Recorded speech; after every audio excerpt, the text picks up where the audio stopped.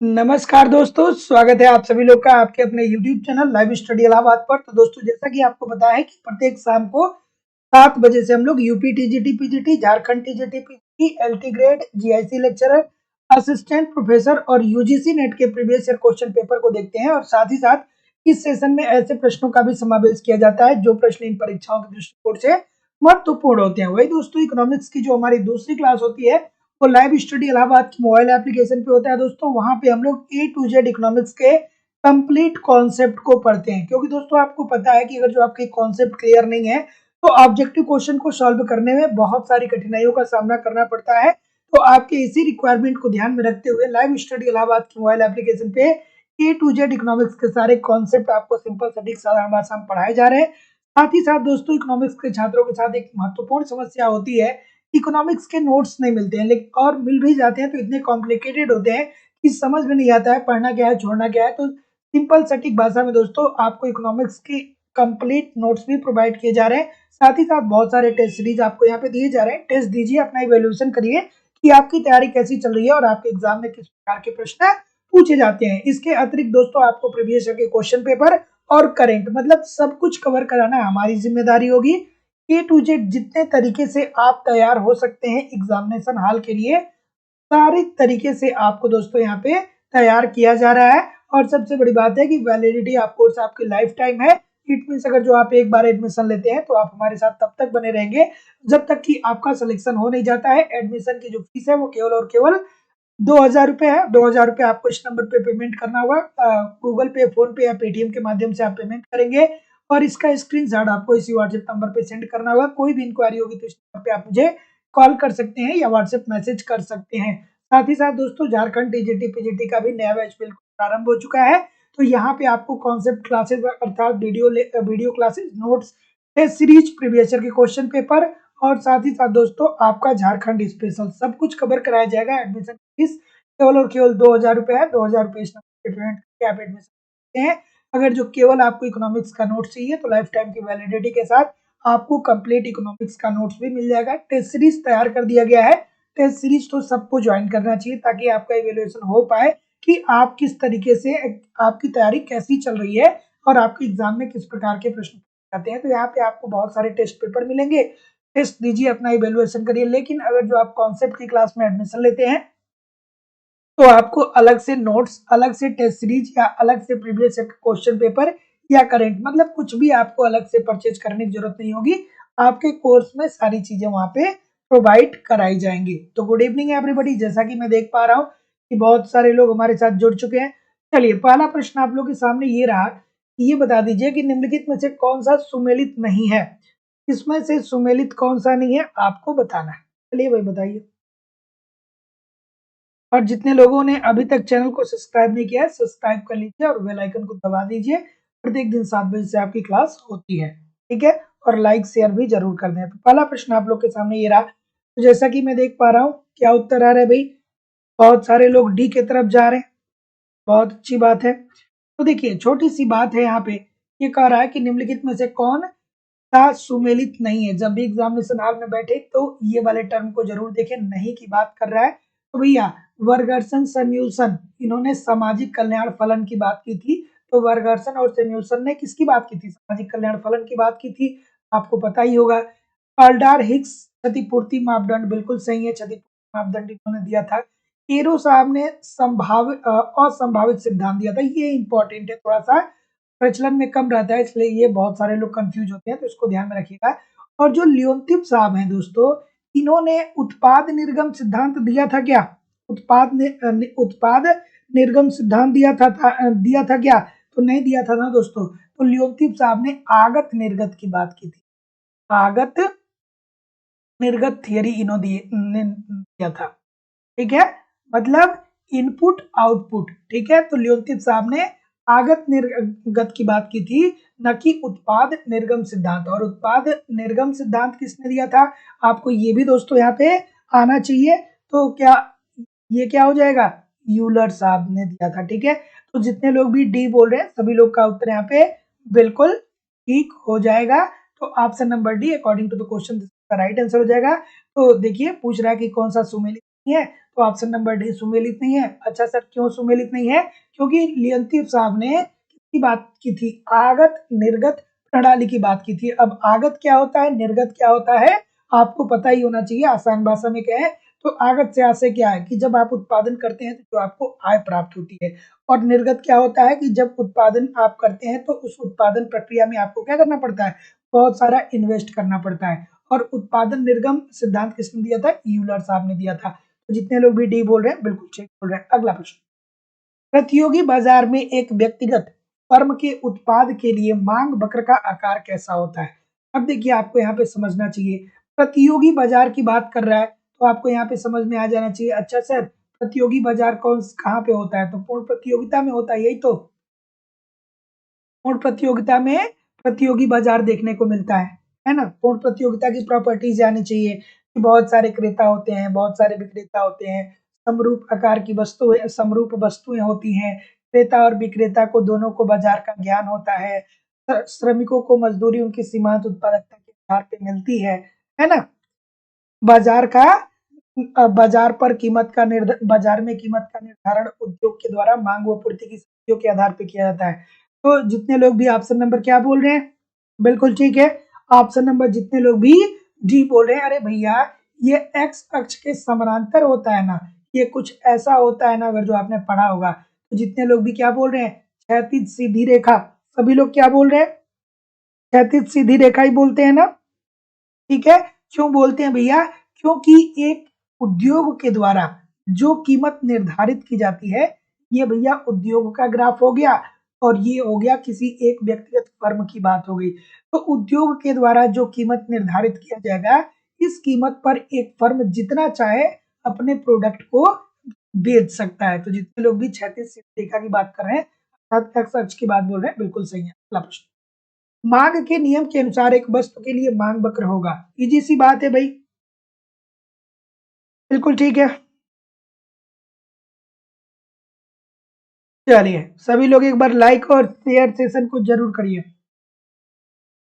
है ना। चलिए, कि मांग के नियम के अनुसार एक वस्तु के लिए मांग वक्र होता है। अब यहाँ पे आपको मांग का नियम पता होना चाहिए।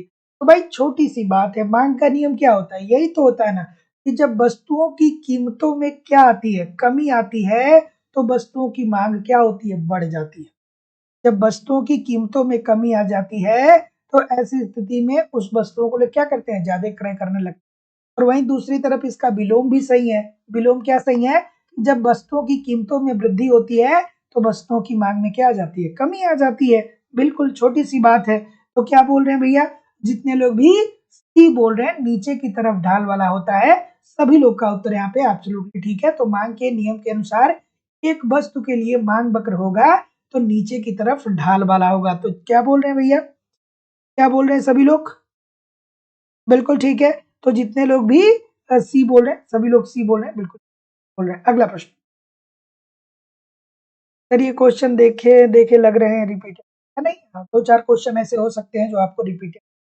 अभी जैसे जैसे आगे मूव करेंगे आज के सेशन में बहुत सारे अच्छे अच्छे प्रश्न आने वाले हैं। तो स्टार्टिंग के दो चार प्रश्न ऐसे हो सकते हैं जो थोड़े से रिपीट हो गए होंगे, है ना। अदरवाइज आपको इस सेशन में बहुत अच्छे अच्छे प्रश्न देखने को मिलेंगे, इंपॉर्टेंट इंपॉर्टेंट। अगला प्रश्न, इन निम्नलिखित लक्षणों में से कौन सा सामान्यतः विकासशील देशों का नहीं है? विकासशील देश का लक्षण कौन सा नहीं है भैया? बिल्कुल ठीक है। विकास सॉरी विकासशील देशों का लक्षण है, क्या है? बिल्कुल ठीक है। विकासशील देश का लक्षण कौन सा है भाई? तो जितने लोग भी क्या बोल रहे हैं, जी बोल रहे हैं, सभी लोग का उत्तर भैया बिल्कुल ठीक है। भारत एक विकासशील देश है। क्यों? क्योंकि प्राथमिक क्षेत्र में क्या आता है, कृषि आता है और वानिकी आता है, ठीक है। तो कृषि क्षेत्र पे हम क्या है, अत्यधिक निर्भर है, बिल्कुल ठीक है। और अगर जो औद्योगिक और सेवा क्षेत्र का योगदान बढ़ता है तो ऐसी स्थिति में हम कहते हैं कि हम क्या हो रहे हैं, हम क्या कर रहे हैं कि अगर जो औद्योगिक और सेवा क्षेत्र अर्थात द्वितीयक और तृतीय क्षेत्र का योगदान हमारे राष्ट्रीय आय में बढ़ रहा है, तो इसका इंडिकेशन क्या है कि हम विकासशील देश हैं। अगला प्रश्न, कि सकल राष्ट्रीय उत्पाद अर्थात जीएनपी और शुद्ध राष्ट्रीय उत्पाद एनएनपी के बीच अंतर है। चलिए बताइए भाई, बिल्कुल ठीक है। बिल्कुल ठीक है। सकल राष्ट्रीय उत्पाद और शुद्ध राष्ट्रीय उत्पाद के बीच के अंतर की बात कर रहा है। तो क्या उत्तर होगा भैया? बिल्कुल ठीक है। ऑप्शन नंबर, बिल्कुल ठीक है, बिल्कुल ठीक है, बिल्कुल ठीक है। तो कितने लोग भी यहाँ पे बी की बात बोल रहे हैं भैया, घिसावट भत्ते, सभी लोग का उत्तर यहाँ पे बिल्कुल ठीक है।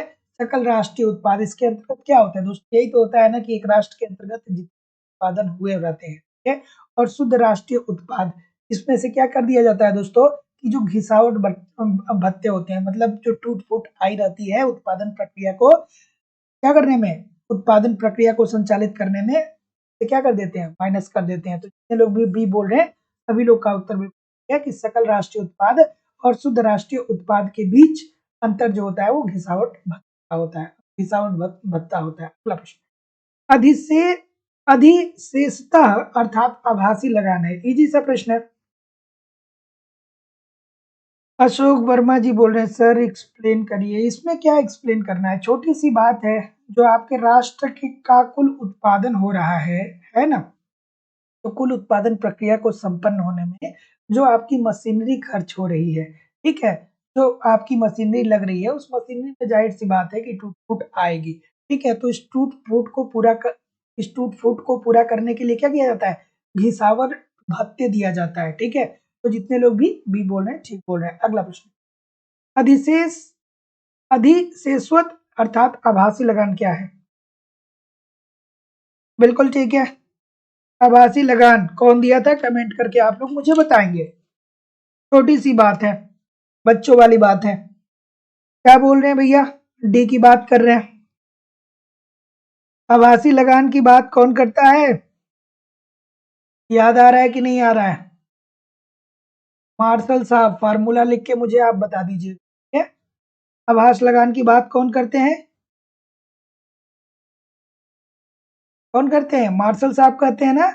और क्या कहते हैं कि अल्पकाल में मानव निर्मित मशीनों एवं अन्य उपकरणों से व्युत्पन्न आय को। तो जितने लोग भी यहाँ पे क्या बोल रहे हैं, डी ही बोल रहे हैं ना, सभी लोग का उत्तर यहाँ पे बिल्कुल ठीक है। तो याद रखिएगा कि अधिशेषवत या आभासी लगान क्या होता है, अल्पकाल में मानव निर्मित मशीनों एवं उपकरणों से व्युत्पन्न आय, ठीक है। कभी कभी अल्पकाल में केवल आय दे देता है दोस्तों, तो इस बात को भी ध्यान रखिएगा। अल्पकाल से संबंधित है, बहुत बार प्रश्न। बिल्कुल ठीक है, टी आर माइनस ईबीसी बिल्कुल सही है। अगला प्रश्न, नौ शास्त्रीय अर्थविज्ञानियों के अनुसार ब्याज की दर किसके द्वारा निर्धारित होती है? ये बढ़िया सा प्रश्न भाई, कि जो नौ शास्त्रीय अर्थविज्ञानी हैं उनके अनुसार जो ब्याज की दर होती है वो किस तरीके से निर्धारित होती है, बताइए मुझे। बिल्कुल ठीक है, बिल्कुल ठीक है। ऑप्शन नंबर क्या आ रहा है, जैसा कि मैं देख पा रहा हूँ? बिल्कुल ठीक है। तो परंपरागत अर्थशास्त्री क्या कहे थे, ब्याज की दर जो होती है वो मांग व पूर्ति के द्वारा निर्धारित होती है। लेकिन जब नव अर्थशास्त्री आए तो उन्होंने क्या कहा कि ब्याज की दर कैसे निर्धारित होती है? तो जितने लोग भी यहाँ पे क्या बोल रहे हैं, सी बोल रहे हैं ना, ऋण योग्य निधियों की मांग व आपूर्ति के कारण। तो सभी लोग का उत्तर यहाँ पे बिल्कुल ठीक है। परंपरागत अर्थशास्त्रियों ने क्या कहा था भैया, उन्होंने कहा था कि ब्याज की दर पूंजी की मांग व पूर्ति के द्वारा निर्धारित होती है। परंपरागत अर्थशास्त्री आपको याद आने चाहिए, कौन अर्थशास्त्री याद आते हैं आप मुझे कमेंट करके बताएंगे, ठीक है। लेकिन जब नव अर्थशास्त्री आए तो उनका ये कहना है कि जो ब्याज की दर होती है वो ऋण योग्य निधियों की मांग व आपूर्ति के द्वारा निर्धारित होती है। तो ऑप्शन नंबर जितने लोग भी सी बोल रहे हैं सभी लोग का उत्तर यहाँ पे बिल्कुल ठीक है। अब देखिए ऐसे प्रश्नों में अगर जो आपने थोड़ा भी इकोनॉमिक्स का कॉन्सेप्ट पढ़ा है ना, तो ऐसी कोई बात नहीं है कि जो आपको समझ में ना आए, ठीक है। मेरा यही प्रयास होता है कि ज्यादा से ज्यादा प्रश्नों को आपके सामने मैं लेके आऊं, और जिन प्रश्नों में आपको ये लगता है कि भाई ये प्रश्न मुझे नहीं आ रहे, उन प्रश्नों का स्क्रीनशॉट लेके थोड़ा सा आप सर्च करिए खुद से, ठीक है। मैं ये भी कर सकता हूँ कि 2 घंटे में आपको थोड़े थोड़े प्रश्न ला सकता हूँ, लेकिन मेरा ये मानना होता है कि आपको ज्यादा से ज्यादा क्वेश्चन जो है वो आपके सामने लाए जाए, ताकि आप बेहतर ढंग से जब बार बार क्वेश्चन को रिपीट करेंगे, बार बार रिपीट करेंगे, तो चीजें बेहतर होती चली जाएंगी। और अगर जो किसी प्रश्न में आपको लगता है कि बहुत कंफ्यूजन है, उन प्रश्नों को आप क्या करिए कि थोड़ा बहुत सर्च कर लिया करिए, ठीक है। आपके पास सारी चीजें है ही। अगला प्रश्न, ऑप्शन नंबर क्या होगा? तरलता अर्थात चल निधि पास, तरलता वरीयता क्रम का वह अंश है जो लोग क्या करते हैं भैया। अब इसके लिए अगर जो आपने इन साहब को पढ़ा होगा तो आप इस प्रश्न का उत्तर बहुत आराम से कर पाएंगे। एक बार नहीं, मैंने बहुत बार बताया है कि तरलता पास अर्थात तरलता वरीयता वक्र का वह अंश है जहां लोग क्या करते हैं कि ब्याज दर बहुत कम होने के कारण धन को अपने पास निष्क्रिय रूप में रखते हैं और वो सोचते हैं कि भविष्य में चल के करके क्या होगा कि ब्याज दर में वृद्धि होगी, तब अपने धन को हम क्या करेंगे, बाहर निकालेंगे। तो जितने लोग भी ये बोल रहे हैं सभी लोग का उत्तर यहाँ पे बिल्कुल ठीक हो जाएगा। अगला प्रश्न, और देखिए मेरे द्वारा जितने भी क्वेश्चन आपको कराए जाते हैं दोस्तों, मैं विश्वास से कह रहा हूँ कि जो जिस लेवल के प्रश्न मैं करवा रहा हूँ, ऐसे लेवल के प्रश्नों को अगर जो आप ठीक तरीके से पढ़ के जाएंगे एग्जाम में ना, तो आपको कहीं भी कोई दिक्कत नहीं होने वाली है ना। जैसे मैं बहुत आसान प्रश्नों को आपके सामने ला दूं, ठीक है, और उसके बाद वो आपको भी अच्छा लगेगा, मुझे भी अच्छा लगेगा। आसान प्रश्न आएंगे, उसमें बहुत लंबा चौड़ा एक्सप्लेनेशन मैं आपको दे दूंगा, आपका समय भी बर्बाद होगा उससे, और जो एग्जाम की सच्चाई है उससे आप रूबरू भी नहीं हो पाएंगे, ठीक है। तो इस वजह से जो चीजें रिलेवेंट है आपके एग्जाम के दृष्टि से, वो मैं लाने का प्रयास करता हूँ। और बहुत सारे क्वेश्चन ऐसे होते हैं जिसको 2 4 10 लाइन में क्या किया जाता है, एक्सप्लेन नहीं किया जाता है, क्योंकि उसके ऊपर उसके पीछे लंबी चौड़ी थियरी होती है। तो वहां पे थोड़ा सा मैं ये सोचता हूँ कि अगर जो ऐसे कोई प्रश्न है तो आप खुद से उसको देखिए, है ना। अगला प्रश्न ये रहा कि ब्याज के आधुनिक सिद्धांत में ब्याज दर का निर्धारण किसके द्वारा होता है। चलिए इजी सी बात है भाई, बच्चों वाली बात है। चलिए क्या उत्तर हो जाएगा? Option number B, option number C, बहुत सारे लोग कर रहे हैं। ठीक है, ग्राफ तो बहुत अच्छे से बन नहीं पाएगा क्योंकि मेरा मार्कर इतना अच्छे से काम करता नहीं है, लेकिन फिर भी शायद आप लोग थोड़ा बहुत चीजों को समझ जाएं कि मैं आपको क्या बताना चाहता हूँ, ठीक है। तो ये किससे निर्धारित होता है भैया? आई एस एल एम वक्र से ना। यहाँ पे आई एस होता है और यहाँ पे क्या होता है, एल एम होता है, यही तो होता है ना। तो क्या उत्तर आ रहा है? आई एस एल एम वक्र के द्वारा। तो जितने लोग भी ऑप्शन नंबर बोल रहे हैं सभी लोग का उत्तर यहाँ पे बिल्कुल ठीक हो जाएगा। बी बोल रहे हैं ना, बिल्कुल ठीक है, बिल्कुल ठीक है। तो जितने लोग भी बी बोल रहे हैं सबका उत्तर सही है। अगला प्रश्न, एफ वी हार्ले के अनुसार लाभ का कारण क्या है? हार्ले साहब क्या कहते हैं कि एक उद्यमी जो है वो लाभ क्यों कमाता है? इजी सी बात है, बताना चाहिए सभी को। एक बार सभी लोग सेशन को लाइक कर दीजिए और शेयर जरूर कर दिया करिए। निवेदन है, 2 घंटे की क्लास आपकी अब शाम को ली जा रही है 7 से 9, और 2 घंटे की क्लास 10 बजे से आपकी 12 बजे तक ली जा रही है। इतने सारे प्रश्न मैं करवा रहा हूँ फिर भी आप लाइक शेयर नहीं कर रहे हैं, तो ये अच्छी बात नहीं है, ठीक है। इस प्रश्न का उत्तर करिए भाई। बिल्कुल ठीक है, बी बोल रहे हैं अगेन, बी बोल रहे हैं सभी लोग। चलिए, तो एफ वी हार्ले साहब क्या कहते हैं? हार्ले साहब ये कहते हैं कि एक जो उद्यमी होता है ना, वो भविष्य में देखता है कि अगर जो हम निवेश करेंगे, हम इन्वेस्टमेंट करेंगे, तो ऐसा हो सकता है कि हमको हानि का भी सामना करना। इसके बावजूद भी वो निवेश करता है, इसके बावजूद भी वो उत्पादन करता है, और इसी जोखिम लेने की प्रकृति के कारण वो क्या करता है, लाभ की प्राप्ति, ठीक है। तो उद्यमी की जोखिम लेने की प्रवृत्ति के, लोग भी ऑप्शन नंबर बी बोल रहे हैं, एब्सोल्युटली सही है भैया कि एफ बी हार्ले के अनुसार लाभ का कारण ये है कि उद्यमी क्या करता है कि भविष्य में देखता है कि जोखिम है, हमको हानि भी हो सकता है, लेकिन इसके बावजूद भी वो जोखिम लेता है और उत्पादन करता है, इसी के प्रतिफल के रूप में उसको लाभ की प्राप्ति होती है। Option number B according to the question this is the right answer हो जाएगा। अगला प्रश्न थोड़ा आराम से, थोड़ा ध्यान से और थोड़ा सा प्यार से इस प्रश्न का उत्तर करिएगा कि जब उत्पादन कारकों को उनके सीमांत उत्पादों के अनुसार भुगतान किया जाता है, तो गैप दे दिया गया है के अनुसार कुल उत्पादन सही सही निःशेष हो जाता है। बढ़िया से प्रश्न बताइए। बिल्कुल सही है, क्या उत्तर होगा? क्या उत्तर होगा?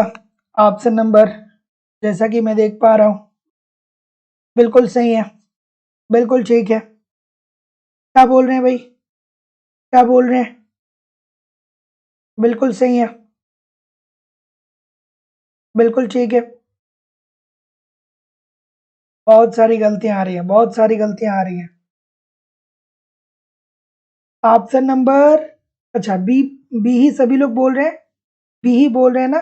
तो जितने लोग भी, अगर जो आप इस शब्द को पकड़ लेते तो आप बड़े आराम से इस प्रश्न का उत्तर दे पाते। तो जितने लोग भी बी बोल रहे हैं, सभी लोग का उत्तर बिल्कुल सही है, यूलर प्रमेय। Option number B according to the question this is the right answer हो जाएगा। और इसके अंतर्गत ये क्या कहते हैं कि उत्पादन के अंतिम चरण में ना ही उत्पादन का आधिक्य होता है और ना ही उत्पादन की कमी होती है। यही तो यूलर प्रमेय का क्या है दोस्तों, कि मुख्य थीम है। तो जितने लोग भी बी बोल रहे हैं, सभी लोग का उत्तर सही है कि जब उत्पादन कारकों को उसके सीमांत उत्पादों के अनुसार भुगतान किया जाता है तो यूलर प्रमेय के अनुसार कुल उत्पादन सही सही निःशेष हो जाते हैं। सही सही निःशेष का मतलब क्या है कि उत्पादन के अंतिम चरण में ना ही उत्पादन का आधिक्य देखने को मिलता है और ना ही उत्पादन में कमी देखने को मिलता है। मतलब ये क्या होता है, एक तरीके से बैलेंस हो जाता है। तो जितने लोग भी बी बोल रहे हैं, सही बोल रहे हैं। अगला, मुद्रास्फीति की अवधि में आरबीआई के लिए उपयुक्त नीति होगी। कौन सी नीति होगी? अगर जो मुद्रास्फीति है, मुद्रास्फीति बार बार बोलता हूं, इकोनॉमिक्स की भाषा में मुद्रास्फीति है, आम बोल चाल में इसे हम क्या बोलते हैं? महंगाई बोलते हैं। तो अगर जो आपकी अर्थव्यवस्था में महंगाई आ जाए तो ऐसी स्थिति में हमारे देश के केंद्रीय बैंक जो है, आरबीआई है, उसको क्या करना चाहिए, किस प्रकार की नीति अपनानी चाहिए? चलिए, क्या उत्तर होगा भाई? इजी सी बात होनी चाहिए सबके लिए। बिल्कुल ठीक है, बिल्कुल ठीक है। ऑप्शन नंबर, क्या करेंगे? बहुत बार पढ़े होंगे। देखिए, अगर जो महंगाई क्यों आती है, महंगाई इसीलिए तो आती है ना कि लोगों के पास मुद्रा की मात्रा बढ़ जाती है। तो जब लोगों के पास मुद्रा की मात्रा बढ़ जाती है तो लोग मांग ज्यादा करने लगते हैं, और जब बहुत ज्यादा मांग होने लगता है तो कीमतों में भी क्या होने लगती है? वृद्धि होने लगती है। तो इसी वजह से एक तरीके से क्या होता है? महंगाई आता है। तो ऐसी स्थिति में आरबीआई क्या करता है? सरकारी प्रतिभूतियों को बेचता है। तो जो सरकारी प्रतिभूतियों को जब वो बेचेगा तो अर्थव्यवस्था में जो मुद्रा होती है, जो मुद्रा अधिक मुद्रा होती है, किसके पास चला जाता है? आरबीआई के पास चला जाएगा। तो ऐसी स्थिति में महंगाई पे क्या किया जा सकता है दोस्तों? नियंत्रण किया जा सकता है। B according to the question this is the right answer. अगला प्रश्न, कि अर्थव्यवस्था में मुद्रा का वास्तविक स्टॉक किसके कारण बढ़ता है? बहुत इंपॉर्टेंट प्रश्न है और ये प्रश्न बहुत बार आपके एग्जाम में पूछा गया है। 10 में से कम दोस्तों ये 5 बार प्रश्न आपके एग्जाम में डायरेक्टली इनडायरेक्टली पूछा गया है। चलिए बताइए इस प्रश्न का उत्तर क्या होगा भाई? बिल्कुल ठीक है, बिल्कुल सही है। मुद्रा के मूल्य और मुद्रा का मूल्य जो होता है और कीमत जो होता है, इसमें क्या देखने को मिलता है? व्युत्क्रमानुपाती संबंध देखने को मिलता है कि नहीं? पढ़ा है कि नहीं? आपने पढ़ा है, पढ़ा ही होगा, बहुत बार पढ़ा होगा, है ना? तो क्या उत्तर आ रहा है भाई? बिल्कुल सही है, बिल्कुल सही है। तो देखिए, अर्थव्यवस्था में मुद्रा का वास्तविक स्टॉक किसके कारण बढ़ रहा है? किसके कारण बढ़ेगा भैया? कीमतों में कमी के कारण बढ़ेगा। जब कीमतों में कमी आएगी तो जाहिर सी बात है कि मुद्रा के वास्तविक स्टॉक में क्या आ जाएगी? वृद्धि आ जाएगी। तो जितने लोग भी यहाँ पे डी की बात बोल रहे हैं दोस्तों, सभी लोगों का उत्तर यहाँ पे बिल्कुल ठीक हो जाएगा। बिल्कुल ठीक है। क्यों क्यों होता है सर? क्योंकि जब कीमतों में कमी आएगी तो जाहिर सी बात है कि मुद्रा का स्टॉक जो हो जाएगा वो बढ़ जाएगा, क्योंकि v is equal to 1/p होता है। क्योंकि मुद्रा और कीमतों में क्या देखने को मिलता है? व्युत्क्रमानुपाती संबंध देखने को मिलता है। तो जितने लोग भी डी बोल रहे हैं, सभी लोग का उत्तर यहाँ पे बिल्कुल सही। सभी लोग एक बार सेशन को लाइक और शेयर जरूर कर दिया करिए। प्रत्येक दिन शाम को 7 बजे आपकी क्लास होती है और सुबह में 10 बजे क्लास होती है। और ये मेरी जिम्मेदारी है, जब आप एग्जाम में बैठेंगे तो मैं विश्वास से कह सकता हूँ दोस्तों कि आपको लगभग लगभग सारे क्वेश्चन यहाँ से मिल जाएंगे, क्योंकि हम लोग इतने प्रश्नों को कर ही रहे हैं। कहाँ से प्रश्न, इतने सारे हम लोग क्लास कर रहे हैं, है ना? तो चलिए इस प्रश्न का उत्तर करिए कि गुणक की केंसियन अवधारणा के प्रभाव किसके प्रभाव को व्यक्त करता है? अच्छा सा प्रश्न है, ये प्रश्न बहुत बार पूछा गया है। चलिए, अच्छा सा प्रश्न है, बहुत बार पूछा गया है। देखिए, ध्यान आना चाहिए कि गुणक की दो अवधारणा है। गुणक की पहली अवधारणा क्या है दोस्तों? गुणक को सबसे पहले गुणक को सबसे पहले किस रूप में व्यक्त किया था काहन साहब ने? रोजगार गुणक के रूप में। तो ये प्रश्न पूछता है कि रोजगार गुणक किसने दिया? तो आरएफ कोहन ने दिया। और बाद में गुणक को विस्तारित किया किसने? किन्स साहब ने। तो किन्स का क्या कहा जाता है? निवेश गुणक कहा जाता है। ठीक है, तो निवेश गुणक की बात कौन करता है भैया? वो किन्स साहब करते हैं। ये दोनों बातें आपको याद रखनी है। गुणक सर होता क्या है? तो गुणक क्या होता है भैया कि जब आप निवेश में वृद्धि करते हैं ना, तो राष्ट्रीय आय में कई गुना वृद्धि हो जाती है। मतलब राष्ट्रीय आय में कई गुना वृद्धि हो जाती है। अगर जो अर्थव्यवस्था में निवेश की मात्रा बढ़ती है, तो निवेश की मात्रा बढ़ने के कारण राष्ट्रीय आय में कई गुना वृद्धि हो जाती है। इसको हम के इज इक्वल टू किससे लिखते हैं? Delta Y upon delta I से भी लिखते हैं। इसे हम एक तरीके से और लिखते हैं K is equal to 1 upon MPC से भी लिखते हैं, सॉरी 1 अपान एमपीएस से लिखते हैं।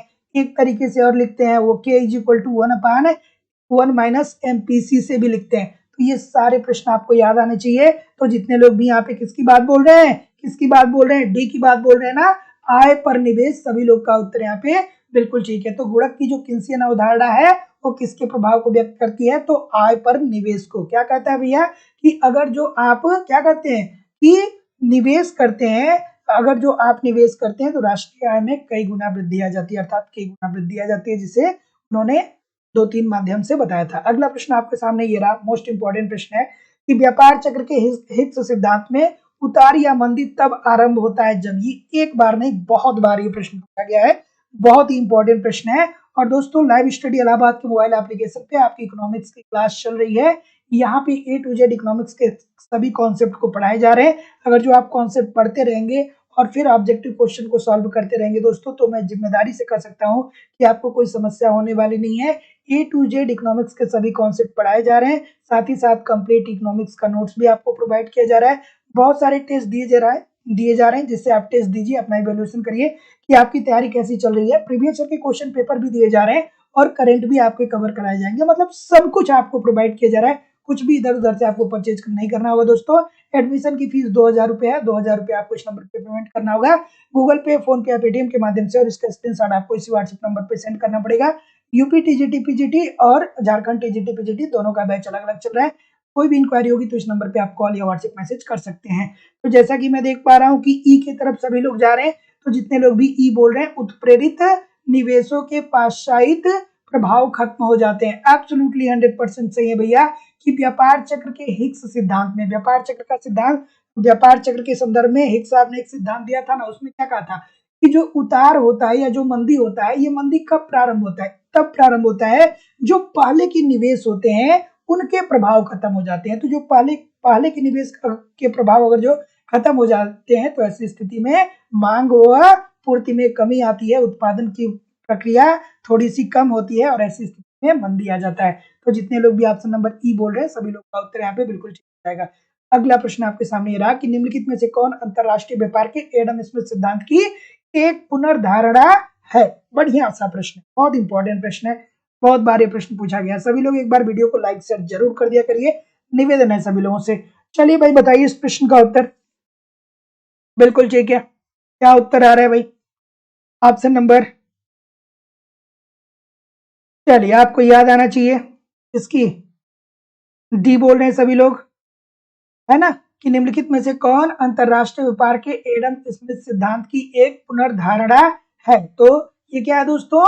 मूल्य का श्रम सिद्धांत। ऑप्शन नंबर डी ही सभी लोग बोल रहे हैं ना, तो जितने लोग भी डी बोल रहे हैं सभी लोग का उत्तर बिल्कुल ठीक है।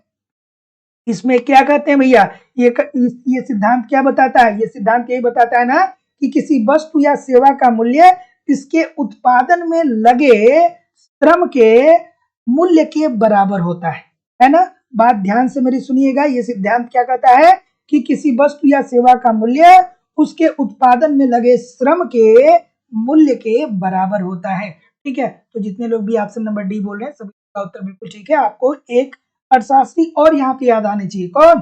डेविड रिकार्डो साहब, डेविड रिकार्डो और एडम स्मिथ। सच्ची सच्ची बताइए कि कितने लोग को रिकार्डो साहब याद आए थे। अगला प्रश्न आपके सामने ये रहा कि व्युत्क्रमांगी मांग की अवधारणा किसने प्रस्तुत की थी? मोस्ट इंपॉर्टेंट प्रश्न है, बहुत बार ये प्रश्न पूछा गया था। ठीक है, ठीक है। व्युत्क्रमांगी मांग की अवधारणा किसने दिया था? तो क्या कहा था भैया, ये सिद्धांत क्या कहा था कि व्यापार की शर्तें विदेशी वस्तुओं के लिए घरेलू मांग, व्यापार की शर्तें विदेशी वस्तुओं के लिए घरेलू मांग और घरेलू वस्तुओं के लिए विदेशी मांग की तीव्रता से निर्धारित होती है। किसने दिया था? Option number C. जितने लोग भी बोल रहे हैं जेएस मिल साहब को, सभी लोग का उत्तर यहाँ पे बिल्कुल ठीक है। तो ऑप्शन नंबर क्या आ रहा है? सी आ रहा है ना, बिल्कुल सही है। तो व्युत्क्रमांगी मांग की अवधारणा किसने दिया था? जेएस मिल साहब ने दिया था। फिर मिल साहब से संबंधित एक सिद्धांत आपको और याद आना चाहिए, परस्पर मांग का सिद्धांत भी किसने दिया था? जेएस साहब ने ही दिया था, याद आना चाहिए। ठीक है, अगला प्रश्न आपके सामने ये रहा, मोस्ट इंपॉर्टेंट प्रश्न है कि भाई ये बता दीजिए कि प्रस्तावक तकनीकी में प्रयुक्त व्यापार अवधारणा होती है। सभी लोग थोड़ा सा एक बार वीडियो को लाइक और शेयर करिए। दोस्तों मैं जिम्मेदारी और विश्वास से कहता हूं कि बस आप हमारे साथ लगातार बने रहिए, कुछ भी छूटने वाला नहीं है। ईमानदारी से जितनी भी क्लासेस ली जा रही हैं उसको कवर करते रहिए। यही लेवल और इसी प्रकार के प्रश्न आपके एग्जाम में डायरेक्ट देखने को मिलेंगे। ठीक है, क्योंकि हम लोग इकोनॉमिक्स के इतने प्रश्न को कर रहे हैं कि अब इससे ज्यादा प्रश्न कहाँ से पूछा जा सकता है। ठीक है, एक दो क्वेश्चन अपवाद होते हैं, ठीक है, उसकी गारंटी कोई नहीं लेता है, लेकिन दोस्तों मैक्सिमम क्वेश्चन आपको यहाँ से देखने को मिलेंगे डायरेक्टली डायरेक्टली।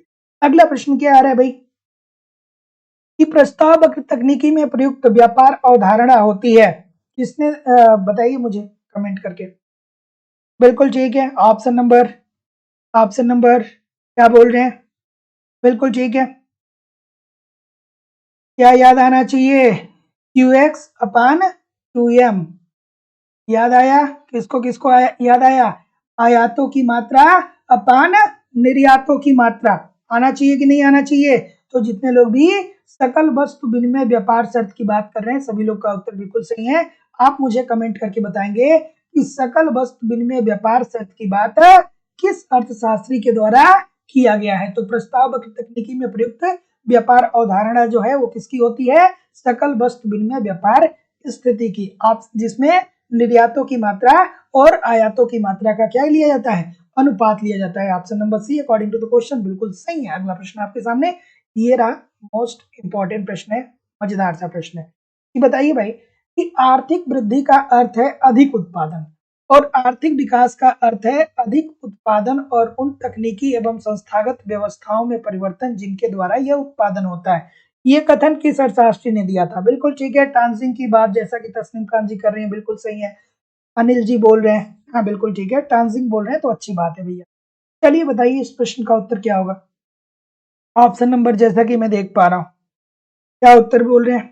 देखिए इस प्रश्न को एक बार नहीं बार बार मैं बताता हूँ क्योंकि बहुत सारे लोग। देखिए आर्थिक वृद्धि का अर्थ है कि अधिक उत्पादन और आर्थिक विकास का अर्थ होता है अधिक उत्पादन तथा तथा उन तकनीकी एवं संस्थागत व्यवस्थाओं में परिवर्तन। देखिए आर्थिक वृद्धि मतलब ये आर्थिक समृद्धि की बात कर रहे हैं और आर्थिक विकास मतलब ये दूसरी दूसरी चीज होती है। मतलब कि क्या चीज होती है? आर्थिक विकास और आर्थिक समृद्धि में हम लोग अंतर पढ़ते हैं ना, तो आर्थिक जो वृद्धि होती है इसमें क्या होता है कि ये विकसित देशों में देखने को मिलता है। यहाँ पे राष्ट्रीय आय और प्रति व्यक्ति आय में वृद्धि देखने को मिलता है। आर्थिक वृद्धि होती है ये विकसित देशों में होती है। यहाँ पे राष्ट्रीय और प्रति व्यक्ति आय में वृद्धि देखने को मिलता है क्योंकि मानव की आधारभूत संरचना पहले से ही सुदृढ़ होती है। लेकिन जो आर्थिक विकास है इसके अंतर्गत क्या होता है कि राष्ट्रीय आय प्रति व्यक्ति आय उसके साथ साथ मानव की आधारभूत संरचना का भी विकास होता है, जैसे शिक्षा, स्वास्थ्य, तकनीकी, परिवहन, इन सारी चीजों का विकास होता है। तो ये बात किसने कही थी भैया? सीपी किंडल वर्गर ने। तो ऑप्शन नंबर डी बिल्कुल। अगला, प्रच्छन्न बेरोजगारी तब होती है जब, इजी सा प्रश्न है, कंफ्यूजन बहुत करता है। इजी सा प्रश्न है, कंफ्यूजन क्रिएट बहुत करता है ये प्रश्न, है ना? इजी सी बात है लेकिन कंफ्यूजन बहुत क्रिएट करता है ये प्रश्न।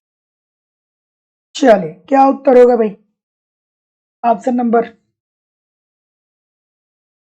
बिल्कुल सही है। तो सी के तरफ जितने लोग भी जा रहे हैं बिल्कुल सही जा रहे हैं, ठीक जा रहे हैं। सी वाले कितने हैं? बिल्कुल ठीक है। सी वाले कितने हैं? कोई है सी का? सी के तरफ कोई जाएगा? सी के तरफ कोई जा रहा है? नहीं जा रहा है, बहुत अच्छी बात है भाई। अगर जो सी के तरफ नहीं जा रहे हैं तो फिर बहुत अच्छी बात है कि अप्रच्छन्न बेरोजगारी, छिपी हुई बेरोजगारी, ठीक है, इसे ये कहाँ पे देखने को मिलता है दोस्तों? बेसिकली तौर पे कृषि है। यहाँ पे जितना नियुक्त श्रम होता है, आवश्यक श्रम से अधिक होता है ना? जितने श्रमिक चाहिए होते हैं उत्पादन के लिए, उससे ज़्यादा लोग श्रम में लगे होते हैं। जैसे क्या मैं बार-बार बोलता रहता हूँ, जैसे मैं बार-बार इसलिए बोल देता हूँ क्योंकि जो लोग नए होंगे, उनके साथ नाइंसाफ़ी हो जाएगी, ठीक है? तो क्या हो जाएगा प्रचंड बेरोज़गारी कि अगर जो 2 एकड़ आपकी भूमि है, इस पे 2 लोग मिल कर के क्या कर रहे हैं? 2 क्विंटल 2 क्विंटल गेहूँ का उत्पादन कर रहे हैं। अब इन दोनों के एक-एक बच्चे हो गए, इनको रोज़गार नहीं है तो ये लोग भी खेती करने आ गए, तो 4 लोग मिल गए। तो भैया 4 लोग भी मिलके 2 कुंटल ही उत्पादन कर पाएँगे क्योंकि भूमि की उर्वरा शक्ति क्या होती है दोस्तों? एक तरीके से स्थिर होती है। तो ऐसी स्थिति में 2 लोग नए लगे तो हैं, उनको लग तो रहा है कि वो रोज़गार में हैं, लेकिन उनके लगे रहने या ना लगे रहने से उत्पादन पर यही होता है प्रचंड बेरोज़गारी। अगला प्रश्न। चलिए इस प्रश्न का उत्तर करिए। चलिए अनिल जी, शिवानी जी, तस्नीम जी, अशोक वर्मा जी, सीमा जी, रीता जी, अनिल जी, रंजन सिंह जी और प्रभु कुमार जी। सभी लोग एक बार वीडियो को लाइक और शेयर जरूर कर दिया करें। अगला प्रश्न ये रहा, इस प्रश्न में कंट्रोवर्सी है, मैं बताऊंगा क्या कंट्रोवर्सी है। कार्ल मार्क्स के अधिशेष मूल्य सिद्धांत में पूंजी के जैविक या आंगिक संगठन का अर्थ क्या होता है? चलिए बहुत अच्छी बात है भाई, बिल्कुल सही है, बिल्कुल सही है। ऑप्शन नंबर क्या होगा? बिल्कुल ठीक है। तो जितने लोग भी क्या उत्तर कर रहे हैं, यहाँ पे जो लोग ए बोलेंगे वो भी सही है और जो लोग सी बोलेंगे वो भी सही है। क्यों सही है भैया? क्यों सही है? क्योंकि इसका जो राइट आंसर हो जाएगा ना, वो ऑप्शन नंबर क्या होने वाला है? चलिए इसका राइट आंसर जो होगा वो ऑप्शन नंबर ए होगा, लेकिन आयोग के द्वारा इसका जो उत्तर माना गया है ऑप्शन नंबर सी को माना गया है ना? इसमें सी क्या इंडिकेट करता है? सी अपान बी होना चाहिए। सी जो इंडिकेट करता है वो स्थिर पूंजी को, ठीक है? सी क्या इंडिकेट करता है? स्थिर पूंजी को। और वी क्या इंडिकेट करता है? परिवर्ती पूंजी को, ठीक है? वी क्या इंडिकेट करता है? परिवर्ती पूंजी को, है ना? तो वी क्या इंडिकेट करता है भैया? परिवर्ती पूंजी को, है ना? तो ऑप्शन नंबर ए इसका राइट आंसर हो जाएगा, लेकिन देखिएगा आयोग ने इसका उत्तर सी माना है, तो जितने लोग भी ए बोल रहे हैं बिल्कुल बोल रहे हैं। अगला प्रश्न, आर्थिक समानता के अनुकूल स्थितियां निर्मित करने और सांप्रदायिक समरसता प्राप्त करने के लिए महात्मा गांधी द्वारा इनमें से किस कार्यक्रम का सुझाव दिया गया? क्या उत्तर होगा भाई? चलिए क्या उत्तर होगा? बिल्कुल सही है। चलिए कि आर्थिक समरसता के अनुकूल स्थितियां निर्मित करने और सांप्रदायिक समरसता प्राप्त करने के लिए महात्मा गांधी द्वारा इनमें से किस कार्यक्रम का सुझाव दिया गया? तो जैसा कि मैं देख पा रहा हूं सभी लोग सी बोल रहे हैं, सर्वोदय कार्यक्रम की बात जितने लोग भी बोल रहे हैं, सभी लोग का उत्तर यहाँ पे बिल्कुल ठीक है। सर्वोदय का मतलब ही क्या होता है? सबका उदय, मतलब हर समूह का, हर वर्ग का विकास करना, ठीक है? तो आर्थिक समरसता के अनुकूलन स्थितियां निर्मित करने और सांप्रदायिक समरसता प्राप्त करने के लिए महात्मा गांधी द्वारा इनमें से किस कार्यक्रम का सुझाव दिया गया? तो सर्वोदय कार्यक्रम। अगला प्रश्न, चलिए ये प्रश्न इंपॉर्टेंट है, पूछा गया है, बहुत बार पूछा गया है, बता दीजिए कि निम्नलिखित में से किस माध्यम से व्यापारी मुद्रा उच्चावचन ह्रास की जोखिमों को कम करते हैं? बढ़िया सा प्रश्न है, कंफ्यूजन बहुत होता है। बिल्कुल ठीक है, बिल्कुल ठीक है। क्या उत्तर होगा? ये कहाँ का प्रश्न है? इकोनॉमिक्स के किस यूनिट का ये प्रश्न है?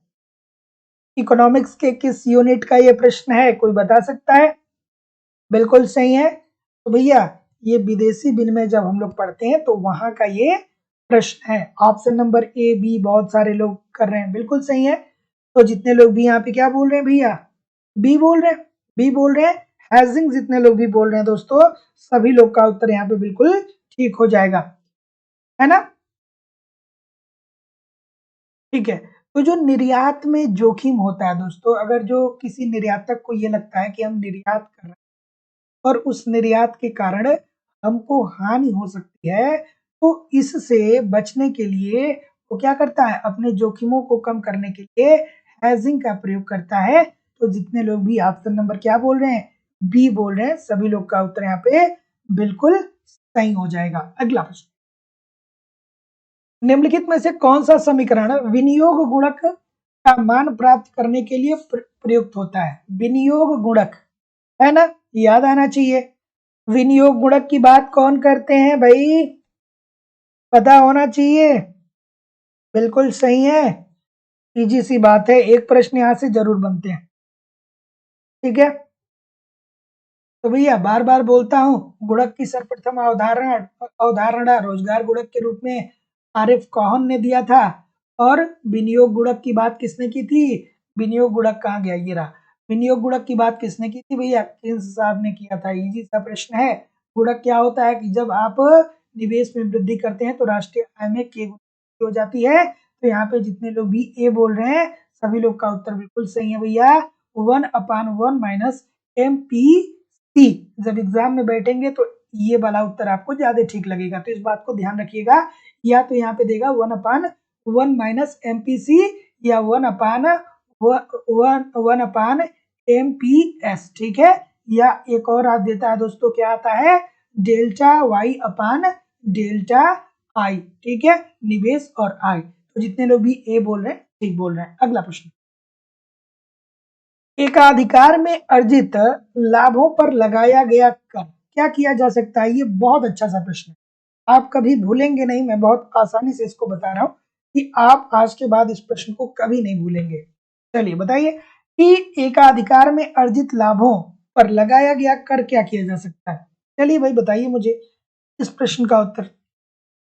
ऑप्शन नंबर क्या आ रहा है, चलिए, एकाधिकार में अर्जित लाभों पर लगाया गया कर।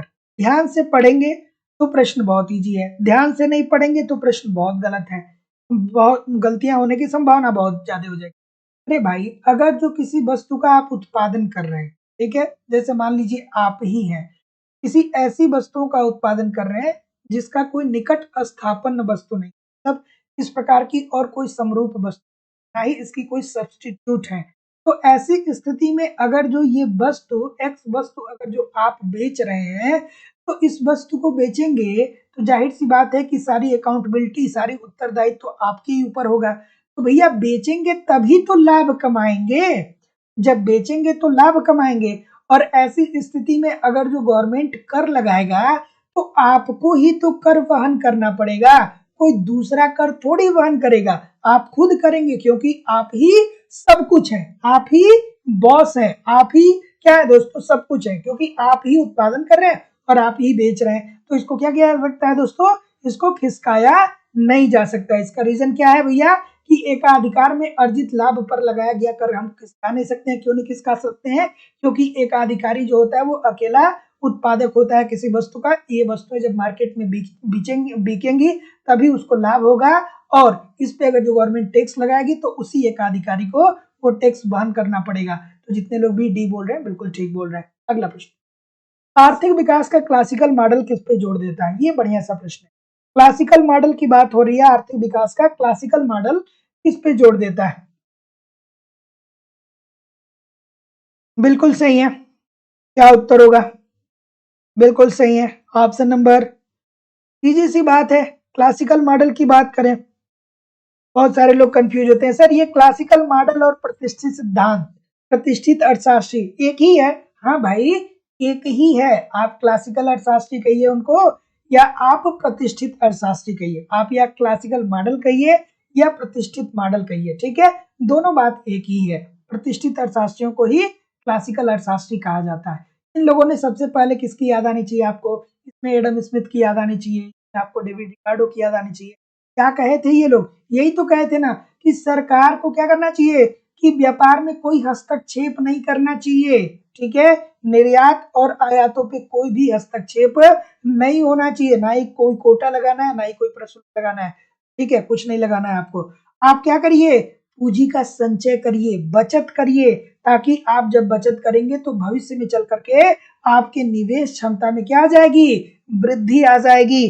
तो जितने लोग भी ऑप्शन नंबर यहाँ पे क्या बोल रहे हैं, बी सी बोल रहे हैं कि ए और बी दोनों सही हैं, सभी लोग का उत्तर बिल्कुल सी ठीक है। तो दोस्तों याद रखिएगा कि आर्थिक विकास के संदर्भ में जो क्लासिकल मॉडल है या जो प्रतिष्ठित अर्थशास्त्री हैं, ये क्या कहते हैं, ये कहते हैं कि सरकार की कोई हस्तक्षेप नहीं होनी चाहिए, आयात और निर्यात में अर्थव्यवस्था क्या होनी चाहिए, स्वतंत्र होनी चाहिए।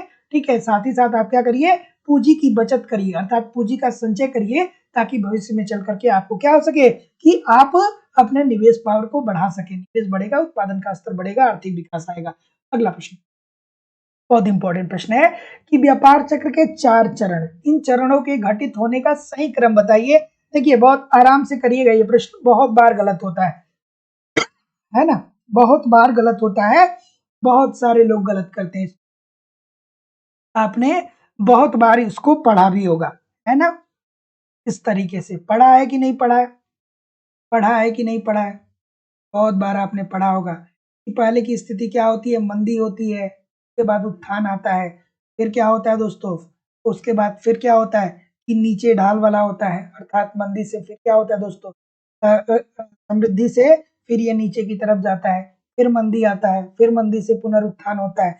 चलिए थोड़ा आराम से बताइए इस प्रश्न का उत्तर। तो जैसा कि मैं देख पा रहा हूँ, क्या बोल रहे हैं भैया, समृद्धि, ठीक है, समृद्धि के बाद विस्तार आता है, फिर अवमंदन आता है, और फिर लास्ट में मंदी आता है। ठीक है, तो पहली स्थिति क्या होती है, मंदी की होती है, क्रम यहाँ पे चेंज कर दिया है, तो मंदी के बाद समृद्धि आती है, समृद्धि के बाद विस्तार आता है, और लास्ट में अवमंदन आता है। तो जितने ऑप्शन नंबर क्या बोल रहे हैं, डी बोल रहे हैं, सभी लोग का उत्तर यहाँ पे बिल्कुल सही है।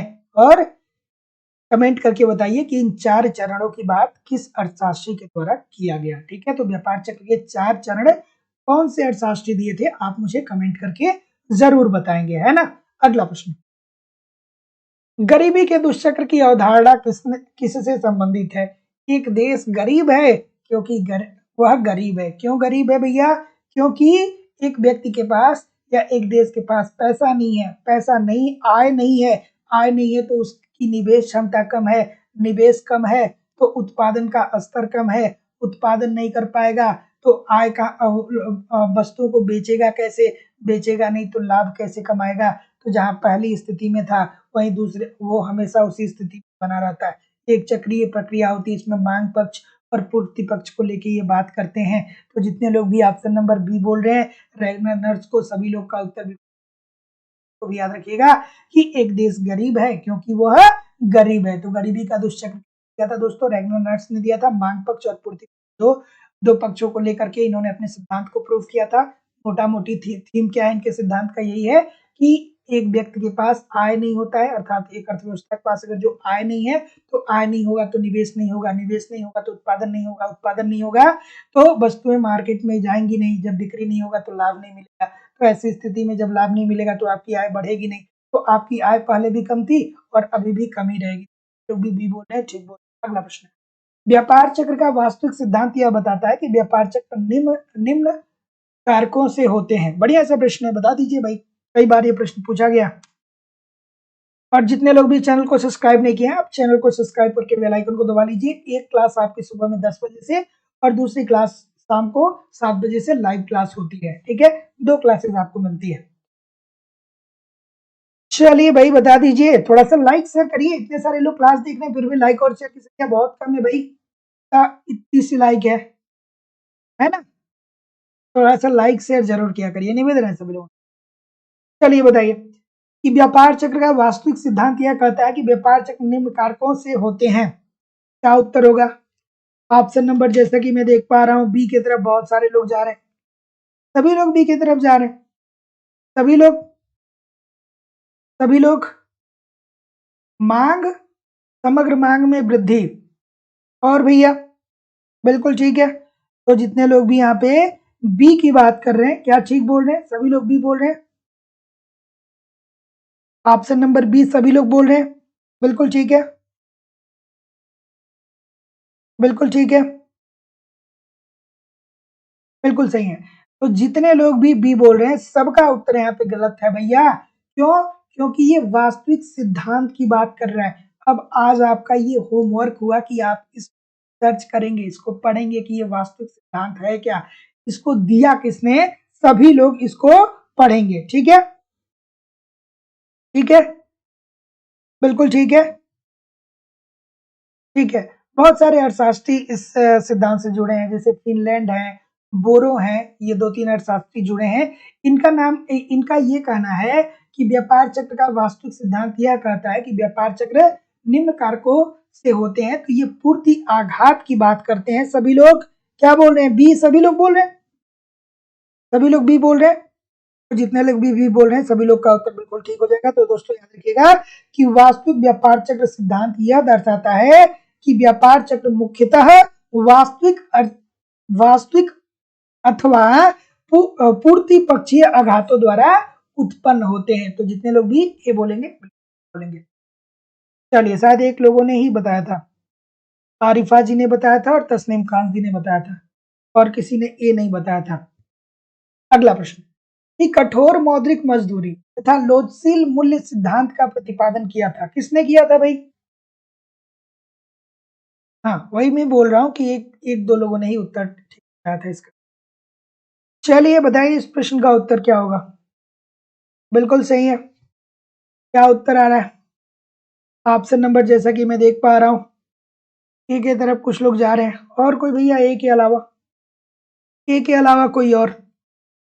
बिल्कुल सही है, बिल्कुल ठीक है, बिल्कुल। तो देखिए, कठोर मौद्रिक मजदूरी तथा लोचशील मूल्य सिद्धांत का प्रतिपादन जो किया था, वो किसने किया था? ऑप्शन नंबर क्या आ रहा है? बी की तरफ बहुत सारे लोग जा रहे हैं, बिल्कुल सही है। बी की तरफ बहुत सारे लोग जा रहे हैं, क्या सही है? बिल्कुल सही नहीं है। वी वाले जितने भी लोग हैं सबका गलत है उत्तर। ठीक है, ये मौद्रिक मजदूरी तथा लोचशील मूल्य का सिद्धांत का प्रतिपादन किसने किया था भैया? किन्स ने किया था। तो जितने लोग भी ऑप्शन नंबर क्या बोल रहे हैं? ए बोल रहे हैं, बिल्कुल है। अब आपको यहाँ पे याद आना चाहिए कि अच्छा, ये कहते हैं ना कि अर्थव्यवस्था में क्या है?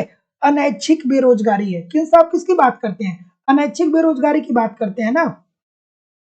किसकी बात करते हैं दोस्तों? ये अनैच्छिक स्थिति की बात करते हैं ना।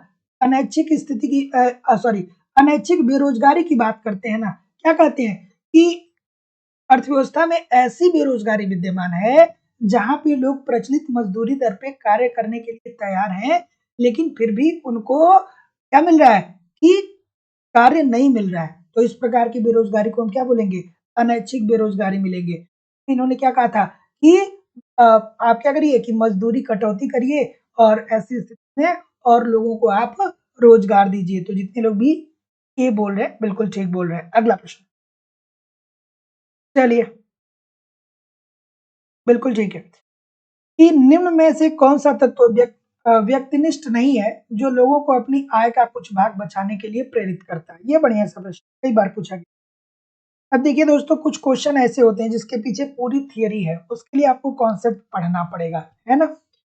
चलिए बताइए, कुछ 2-4 प्रश्न ऐसे होते हैं, जैसे बहुत सारे प्रश्न होते हैं कि डायरेक्टली आप याद कर सकते हैं, लेकिन बहुत सारे प्रश्न ऐसे भी होते हैं जिसको डायरेक्टली आप याद नहीं कर सकते। चलिए, क्या उत्तर हो जाएगा भाई? बिल्कुल सही है कि निम्न में से कौन सा तत्व व्यक्तिनिष्ठ नहीं है जो लोगों को अपनी आय का कुछ भाग बचाने के लिए प्रेरित करता है? सीधी सी बात होगी भाई, व्यक्तिनिष्ठ नहीं है, एक व्यक्ति से संबंधित नहीं है। इतनी सारी गलतियां हो रही हैं, इतनी सारी गलतियां हो रही हैं। तो भाई ये लाइन अगर जो आप पढ़ रहे हैं तो आपको किसकी याद आनी चाहिए? किन्स साहब की याद आनी चाहिए, है ना। और किन्स साहब ने क्या कहा था? किन्स साहब ने क्या कहा था कि ब्याज जो होता है वो एक विशुद्ध मौद्रिक घटना होता है। तो जितने लोग भी ये बोल रहे हैं सभी लोग क्या करिए? सभी लोग लाइन में खड़े हो जाइए। हाँ, ठीक है। तो जितने लोग भी ये बोल रहे हैं सबका उत्तर गलत है, और जितने लोग भी बी बोल रहे हैं सबका उत्तर बिल्कुल सही है भैया। कि किन्स साहब ने क्या कहा था कि ब्याज दर जो होता है एक विशुद्ध मौद्रिक घटना होती है। ठीक है, तो इनमें से कौन सा तत्व व्यक्तिनिष्ठ नहीं है जो लोगों को अपनी आय का कुछ भाग बचाने के लिए करता है?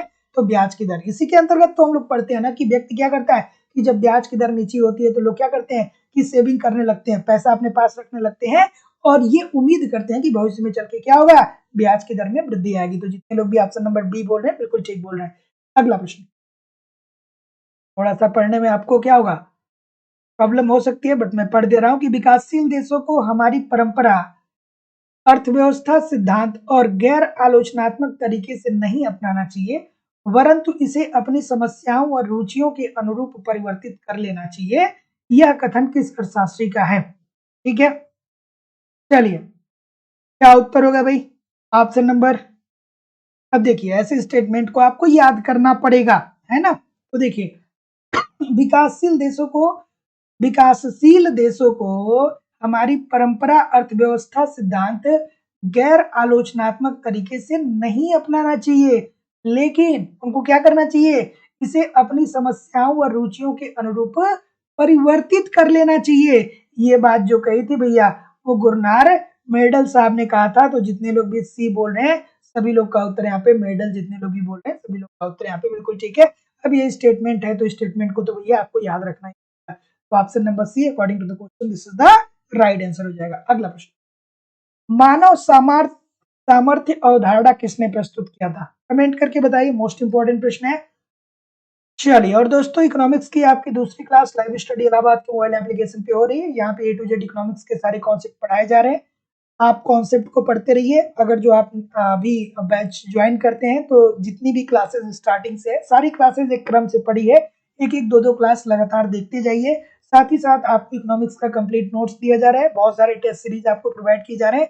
इसके अतिरिक्त दोस्तों आपको प्रीवियस ईयर के क्वेश्चन पेपर और करंट सब कुछ प्रोवाइड किया जा रहा है। यूपी टीजीटी पीजीटी का बैच अलग है, झारखंड टीजीटी का बैच अलग है। एडमिशन 2,000 रुपया आपको इस नंबर पे पेमेंट करना होगा, गूगल पे, फोन पे या पेटीएम के माध्यम से, और इसका स्क्रीनशॉट आपको इसी व्हाट्सएप नंबर पे सेंड करना होगा। कोई भी इंक्वायरी होगी इस नंबर पे कॉल या व्हाट्सएप मैसेज कर सकते हैं। तो क्या उत्तर आ रहा है भैया, ऑप्शन नंबर बी की तरफ बहुत सारे लोग जा रहे हैं। अमर्त्य सेन की बात कर रहे हैं, कुछ लोग ए की बात कर रहे हैं, कुछ लोग बी की बात कर रहे हैं, बहुत सारी गलतियां आ रही हैं।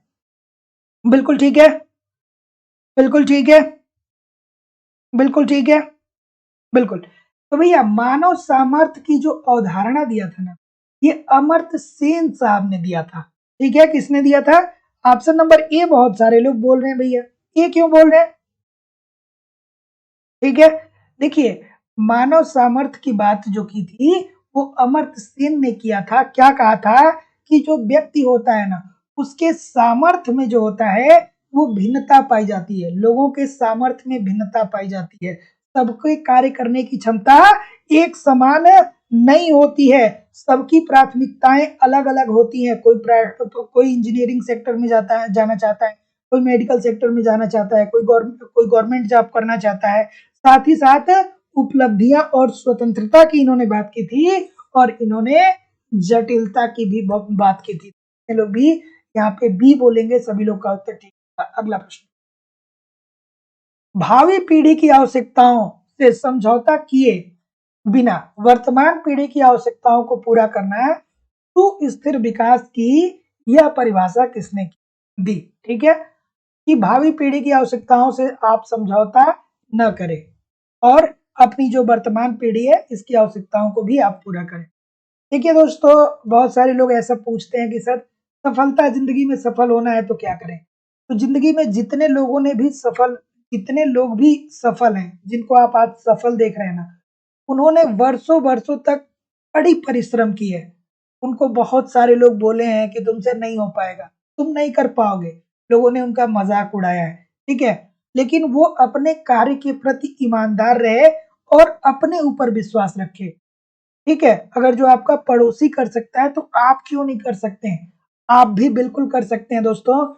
बस ये ध्यान में रखिए कि किसी भी दूसरे, बहुत सारे लोग ऐसे होते हैं जो आपको डिमोटिवेट करने लगते हैं कि भाई तुमसे नहीं हो पाएगा, आजकल कहाँ सरकारी नौकरी है। भाई जो कुछ जानता ही नहीं है वो आपके भविष्य को कैसे लिख सकता है? ठीक है, और आप अंदर से इतना कमजोर होते हैं कि आप उसकी बात को मान भी लेते हैं, है ना।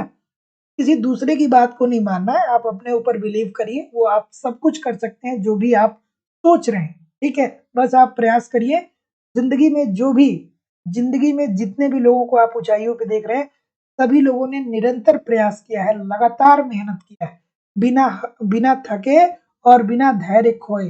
अगर जो आप अपने अंदर इस स्किल को डेवलप कर रहे हैं तो 100% दोस्तों आज नहीं तो कल आपको सफलता मिलनी और मिलनी है। तो डिमोटिवेट होने की जरूरत नहीं है, बस पढ़ते रहिए। चलिए अगला प्रश्न आपके सामने ये रहा। क्या उत्तर आ रहा है? बी सी में बहुत सारी विविधताएं आ रही है भैया। तो जितने लोग भी बी बोल रहे हैं सभी लोग क्या हो जाएं? सभी लोग गलत हो गए। और जितने लोग भी सी बोल रहे हैं सभी लोग का उत्तर यहाँ पे बिल्कुल ठीक हो जाएगा। ये क्या था दोस्तों? ब्रून लैंड रिपोर्ट था। कौन सा रिपोर्ट था? ब्रून लैंड रिपोर्ट था। तो ऑप्शन नंबर क्या हो जाएगा? सी बोल रहे हैं ना, तो जितने लोग भी सी बोल रहे हैं सभी लोग का उत्तर यहाँ पे बिल्कुल ठीक है। इसके अंतर्गत क्या कहा गया? कहा कि भैया आप इस प्रकार से विकास न करिए कि पर्यावरण को क्षरण हो, नदियां दूषित हो, ठीक है, चाहे भविष्य में कुछ दुष्परिणाम देखे जाए। आप भावी पीढ़ी को सुरक्षित करिए और इस पीढ़ी का विकास भी करिए। तो ये ब्रून लैंड रिपोर्ट के अंतर्गत आ गया। अगला प्रश्न, प्राकृतिक पूंजी के स्टॉक में कमी नहीं होनी चाहिए के विचार को क्या कहते हैं? चलिए, प्राकृतिक पूंजी के स्टॉक में कमी नहीं होनी चाहिए के विचार को क्या कहते हैं? अब देखिए आज के इस सेशन में कुछ प्रश्न आपको अटपटे लग सकते हैं क्योंकि प्रचलन में कम है, लेकिन ये प्रश्न आपके एग्जाम में पूछे जाते हैं। ठीक है, तभी आप लोग कहते हैं सर आपके सेशन से तो बहुत सारे प्रश्न पूछे गए थे लेकिन कुछ दो चार प्रश्न नहीं पूछे गए थे। तो वही दो चार प्रश्न जो आते हैं ना वो इसी प्रकार के होते हैं क्योंकि ये प्रचलन में कम होते हैं, इसकी प्रैक्टिस आप कम किए होते हैं, है ना।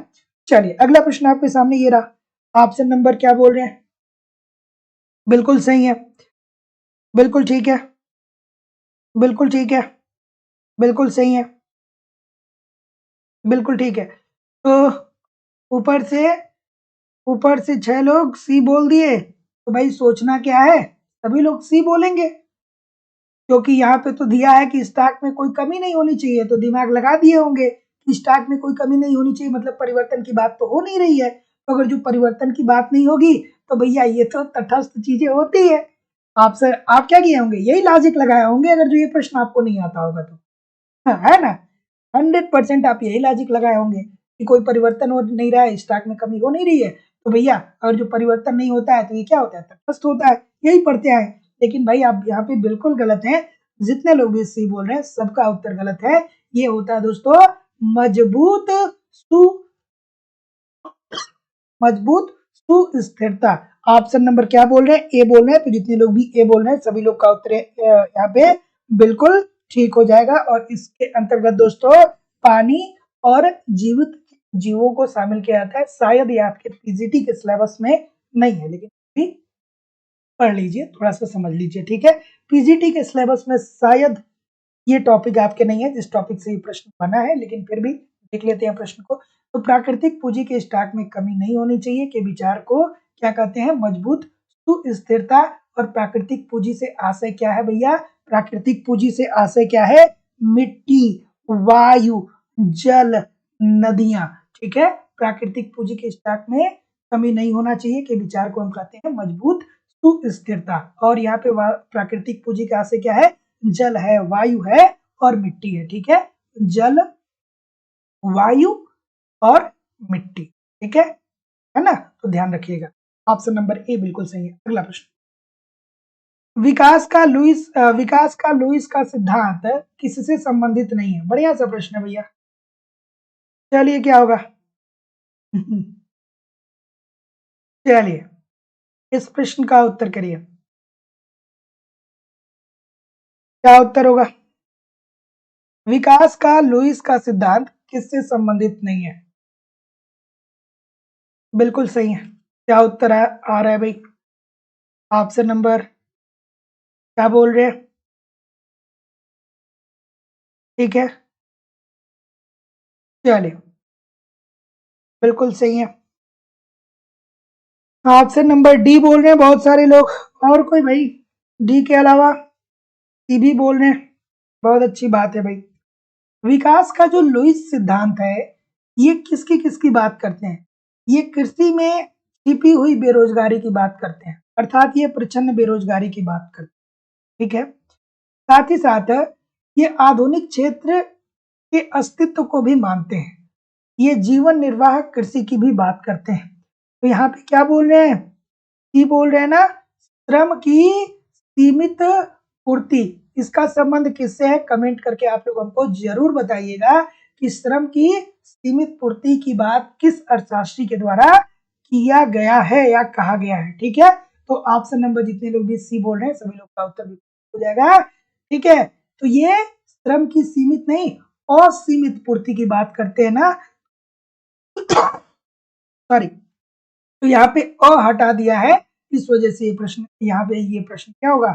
ऑप्शन नंबर सी सही हो जाएगा, क्योंकि ये संबंधित नहीं है की बात कर रहे हैं। तो जितने लोग भी सी बोल रहे हैं सभी लोग का उत्तर यहाँ पे बिल्कुल ठीक है। छिपी हुई बेरोजगारी जानते ही होंगे, आधुनिक क्षेत्र के अस्तित्व को आपको पता ही होगा, और जीवन निर्वाह किसी क्या होता है ये भी आपको पता ही होगा। ठीक है, अगला प्रश्न की उच्चतम प्राप्त करने योग्य वृद्धि दर को क्या कहते हैं?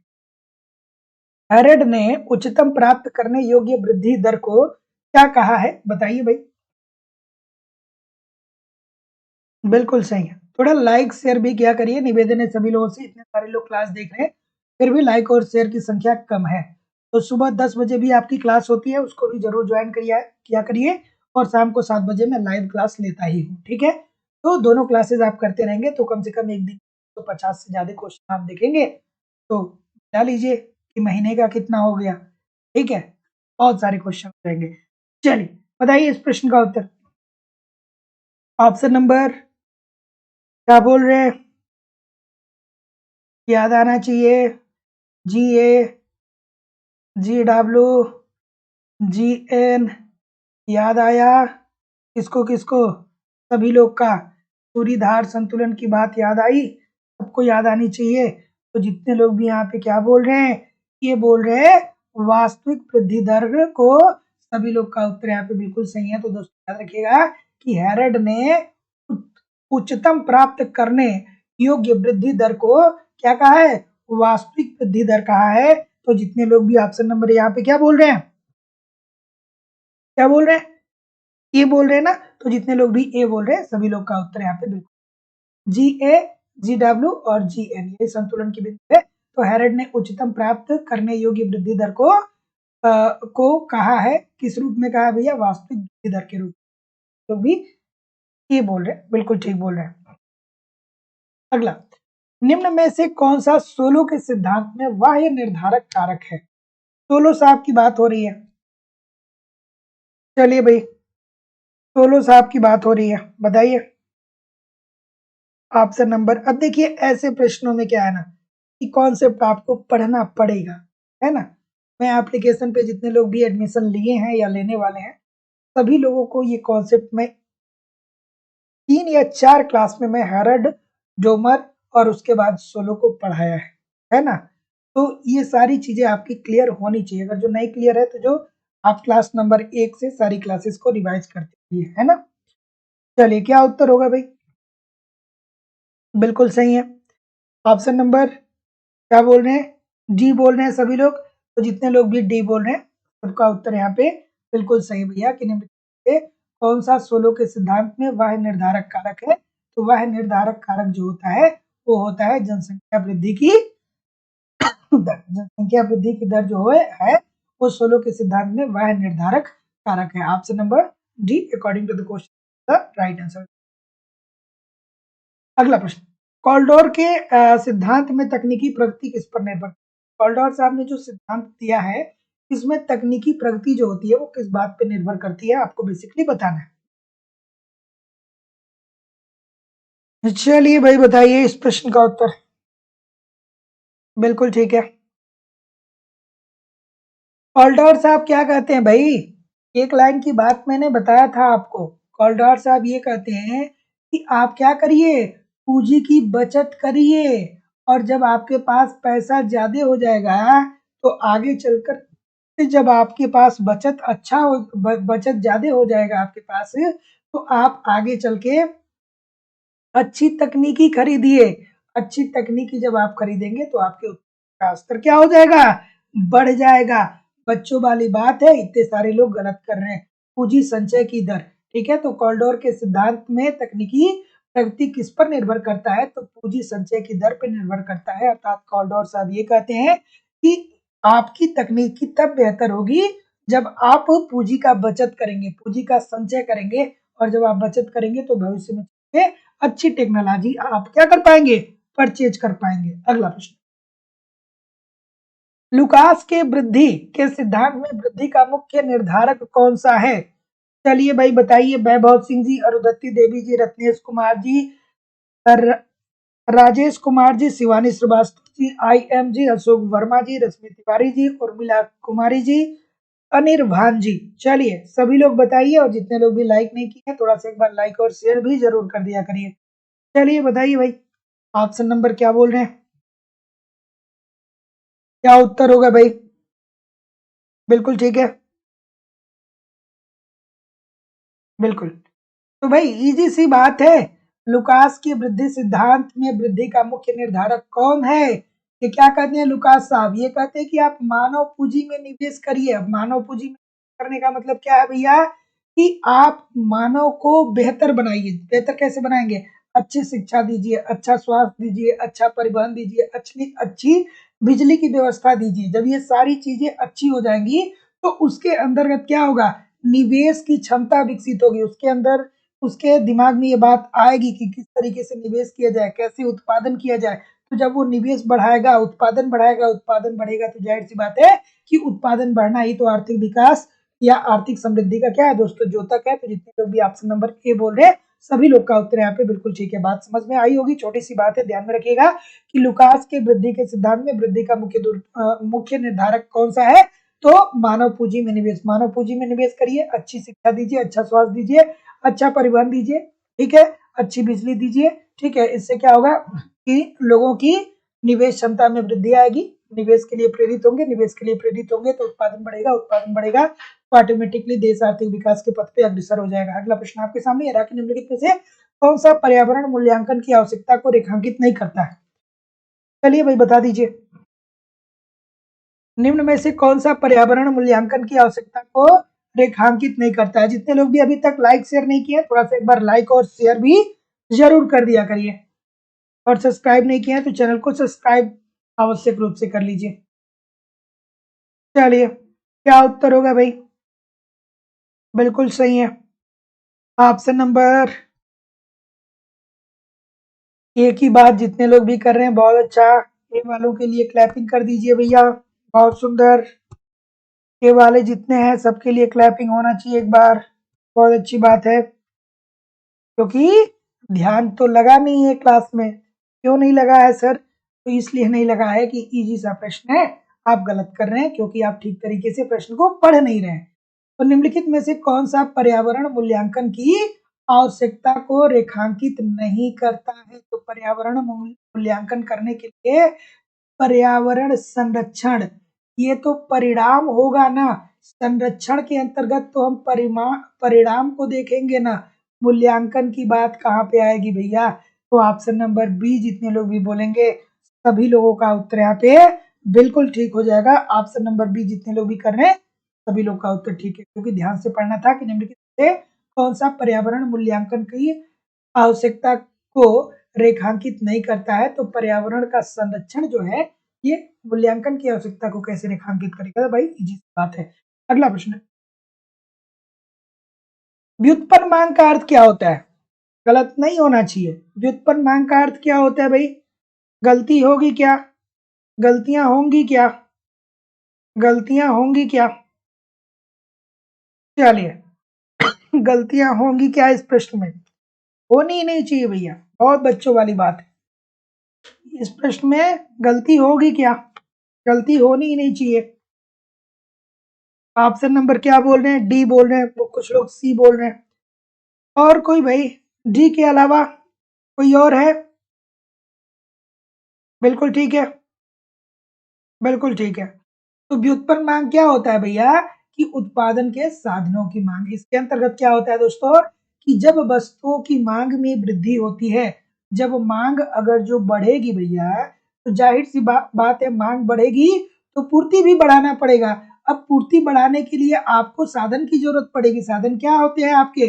तकनीकी होती है, भूमि होती है, श्रम होता है। तो अगर जो मांग में वृद्धि होता है तो पूर्ति भी बढ़ानी पड़ेगी, और पूर्ति बढ़ाने के लिए उत्पादन के साधनों की आप क्या करेंगे? मांग करेंगे, तो जितने सभी लोग डी ही बोल रहे हैं ना, तो डी बोल रहे हैं, तो सभी लोग का उत्तर बिल्कुल ठीक है। तो याद रखिएगा कि का अर्थ होता है उत्पादन के साधनों का मांग। इससे आशय क्या होता है कि जब वस्तुओं की मांग में वृद्धि होती है, तो मांग में वृद्धि हो रही है, तो पूर्ति को भी बढ़ाना पड़ेगा, पूर्ति को बढ़ाना पड़ेगा तो उत्पादन बढ़ाना पड़ेगा, उत्पादन बढ़ाना पड़ेगा तो जो उत्पादन के साधन है उनको बढ़ाना पड़ेगा, अर्थात उत्पादन के साधनों की मांग करनी पड़ेगी, भूमि बढ़ाना पड़ेगा, टेक्नोलॉजी अच्छी करनी पड़ेगी, टेक्नोलॉजी में सुधार करना पड़ेगा, साथ ही साथ श्रमिकों की मात्रा बढ़ानी पड़ेगी। तो जितने लोग भी डी बोल रहे हैं ठीक बोल रहे हैं। अगला प्रश्न ये रहा, एंजिल वक्र निम्नलिखित एंजिल वक्र दर्शाता है उपभोक्ता द्वारा क्रय की गई वस्तुओं की मात्राओं को। बताइए, एंजिल वक्र की बात हो रही है भाई, किसने दिया था, कहाँ के थे एंजिल साहब, एंजिल वक्र किसने दिया था, एंजिल साहब ने दिया था। ये किस देश के अर्थशास्त्री थे, ये प्रश्न पूछा गया था, ठीक है। तो दोस्तों ये जर्मनी के थे, ठीक है। कहाँ के थे, ये जर्मन अर्थशास्त्री थे, अर्थात ये जर्मनी के थे। इस बात को ध्यान में रखिएगा, ये प्रश्न पूछा जाता है कि एंजिल साहब किस देश के अर्थशास्त्री थे, तो ये जर्मनी। चलिए बताइए, बिल्कुल ठीक है, सी बोल रहे हैं सभी लोग, बिल्कुल ठीक है, ठीक है, सी बोल रहे हैं, ठीक है। चलिए, तो एंजिल साहब ने क्या किया भैया, इन्होंने क्या किया, इन्होंने ये किया कि एक समूह लिया, उस समूह के उस समूह के लोगों के आय का इवेल्युएशन किया, ठीक है। और उन्होंने ये देखा कि जब किसी व्यक्ति की आय में वृद्धि हो रही है, जब किसी व्यक्ति या समूह के आय में वृद्धि हो रही है, तो ऐसी स्थिति में वो क्या कर रहा है, यही बोल रहे हैं ना सभी लोग। हाँ, अगर जो व्यक्ति के आय में वृद्धि हो रही है, तो आय में वृद्धि होने के साथ साथ उस जो भोजन पे व्यय करता है उसके अनुपात में कमी आ रही है, आय की अपेक्षा में आय बढ़ रही है, उसके अनुपात में भोजन पर व्यय होने वाली राशि क्या हो रही है, कम हो रही है। जो मकान है और जो कपड़े हैं उस पर व्यय होने की राशि जो है वो स्थिर है, और जो मनोरंजन की वस्तुएं हैं उस पर व्यय राशि क्या हो रहा है दोस्तों, अधिक हो रहा है। और उस पे आय जैसे जैसे बढ़ रहा है, वैसे वैसे मनोरंजन से संबंधित साधनों पे व्यय क्या हो रहा है, बढ़ रहा है। तो भोजन में आय क्या हो रहा है, आय का अनुपात भोजन पर जो व्यय है वो कम हो रहा है, मकान पे व्यय स्थिर रह रहा है, और साथ ही साथ जो मनोरंजन की चीजें हैं उसमें क्या आ रही है, उस पे आप व्यय क्या कर रहे हैं, ज्यादा कर रहे हैं। तो इतने लोग भी ऑप्शन नंबर सी बोल रहे हैं, ठीक बोल रहे हैं। अगला, क्लस्ट की स्थापन प्रभाव में आय में कमी या वृद्धि के कारण क्या होता है। चलिए भैया, क्लस्ट की साहब की बात हो रही है, चलिए क्लस्ट की साहब की बात हो रही है, क्या कह रहे हैं कि क्लस्ट की स्थापन प्रभाव में अगर जो आय में कमी हो रही है या वृद्धि हो रही है तो क्या होगा, बिल्कुल ठीक है, बिल्कुल सही है, बिल्कुल ठीक है, ठीक है, बिल्कुल ठीक है। चलिए, तो ऑप्शन नंबर क्या बोल रहे हैं, ये बोल रहे हैं ना, लागत अंतर की बात बोल रहे हैं। तो ये क्या कहते हैं भैया कि जब वस्तुओं की कीमतों में कमी आ जाएगी तो एक व्यक्ति की जो वास्तविक आय होगी, ध्यान रखिएगा, आय नहीं, मौद्रिक आय नहीं, वास्तविक आय। ये कहते हैं कि अगर जो वस्तुओं की कीमतों में कमी आएगी तो व्यक्ति की जो वास्तविक आय हो, जो व्यक्ति का वास्तविक आय होगा उसमें क्या आएगा, वृद्धि आ जाएगा। तो लागत अंतर की बात करते हैं, जितने लोग भी ए बोल रहे हैं एब्सोल्यूट। अगला प्रश्न, वैड वैगन प्रभाव वस्तु के बाजार मांग वक्र को बनाता है। चलिए, ये प्रश्न बहुत इंपॉर्टेंट है, वैड वैगन प्रभाव क्या होता है आपको जानना चाहिए, सभी लोग को पता भी होगा, बिल्कुल ठीक है, ठीक है। तो वैड वैगन प्रभाव क्या होता है भाई, वैड वैगन प्रभाव क्या होता है, वैड वैगन प्रभाव में ये होता है कि जब वस्तु की कीमत, जब वस्तु की कीमत में कमी आती है तो क्या होता है, उस वस्तु की मांग में वृद्धि हो जाता है, ठीक है, ये मांग का नियम कहता है। लेकिन बैंडवैगन प्रभाव क्या होता है कि कुछ लोग समाज में ऐसे होते हैं जो मांग में वृद्धि इस वजह से नहीं करते हैं कि कीमतों में कमी आई है। वो मांग में वृद्धि इसलिए करते हैं ताकि उनके आसपास के लोग क्या करते हैं कि वस्तुओं का उपभोग बढ़ाते हैं, तो वो दूसरे को देखकर अपने उपभोग को निर्धारित करते हैं। अपने उपभोग को वो निर्धारित कीमत के द्वारा नहीं करते हैं। तो जितने लोग भी यहाँ पे क्या बोल रहे हैं, चपटा या अधिक लोचदार, सभी लोग का उत्तर यहाँ पे बिल्कुल ठीक हो जाएगा। अगला प्रश्न, संयुक्त उपभोक्ता एवं उत्पादक की बचत निम्नलिखित में से कौन सी बाजार संरचना में अधिकतम होती है? बिल्कुल सही है, बता दीजिए मुझे इस प्रश्न का उत्तर। जो लोग लाइक शेयर नहीं किए हैं, थोड़ा लाइक और शेयर भी जरूर किया करिए, निवेदन है सभी लोगों से। और जितने लोग भी सब्सक्राइब नहीं किए हैं, चैनल को सब्सक्राइब करके बेल आइकन को दबा दीजिए। प्रत्येक दिन 7 बजे से आपकी क्लास होती ही होती है। चलिए बताइए क्या उत्तर होगा भाई? बिल्कुल सही है, बिल्कुल ठीक है। ऑप्शन नंबर ये बोल रहे हैं बहुत सारे लोग, ये बोल रहे हैं, है ना? संयुक्त उपभोक्ता एवं उत्पादक की बचत निम्नलिखित में से कौन सी बाजार संरचना में अधिकतम पाया जाता है? तो भैया जाहिर सी बात है कि पूर्ण प्रतियोगिता के अंतर्गत पाया जाता है। सर क्यों पाया जाता है? इसलिए पाया जाता है भैया कि पूर्ण प्रतियोगिता में जो उपभोक्ता होता है, जो उत्पादक होता है, ठीक है, जो विक्रेता होता है, जो क्रेता होता है, सबको बाजार का ज्ञान होता है। ठीक है, इसमें कहीं भी कोई एक फर्म या कोई एक व्यक्ति क्या कर सकता है कि बाजार की कीमत पर कोई प्रभाव नहीं डाल सकता है। तो ऑप्शन नंबर जितने लोग भी ए बोल रहे हैं, सही बोल रहे हैं कि संयुक्त उपभोक्ता एवं उत्पादक की बचत निम्नलिखित में से कौन सी बाजार संरचना में अधिकतम होती है? तो पूर्ण प्रतियोगिता के अंतर्गत। अगला प्रश्न, सार्वजनिक वस्तुएं होती हैं, बहुत इजी सी बात है भाई, सार्वजनिक वस्तुएं क्या होती हैं? सार्वजनिक वस्तुएं क्या होती हैं? इजी सी बात है कि नहीं है? बहुत इजी सी बात है। सार्वजनिक वस्तु का उदाहरण क्या होगा सर? सार्वजनिक वस्तु का उदाहरण क्या होगा? आपके मोहल्ले में जो ओपन ओपन जिम बनवाया जाता है गवर्नमेंट के द्वारा, सभी लोग स्वतंत्र है, जाइए फ्री ऑफ कॉस्ट आप क्या कर सकते हैं, व्यायाम कर सकते हैं। साथ ही साथ आपके मोहल्ले में सरकार के द्वारा जो लाइट लगाया जाता है, सार्वजनिक वस्तु है। ठीक है, जो सड़क पे लाइटें आपको दिखती हैं वो भी सार्वजनिक वस्तु हैं। जो हमारे देश के हमारे जो देश की सेना है वो भी सार्वजनिक वस्तु है, क्योंकि वो सबका क्या कर रहा है, समान रूप से सुरक्षा कर रहा है ना? और सार्वजनिक वस्तु की प्रॉपर्टीज क्या होती है कि कोई प्रतिद्वंदता नहीं पाई जाती है, सभी लोग इसका क्या करते हैं, समान रूप से उपभोग करते हैं। किसी के लिए भी ये ज्यादा या कम नहीं होता है, सभी लोग समान रूप से इन वस्तुओं का उपभोग करते हैं, है ना? और सार्वजनिक वस्तुएं किसके द्वारा प्रोवाइड की जाती है? गवर्नमेंट के द्वारा प्रोवाइड की जाती है।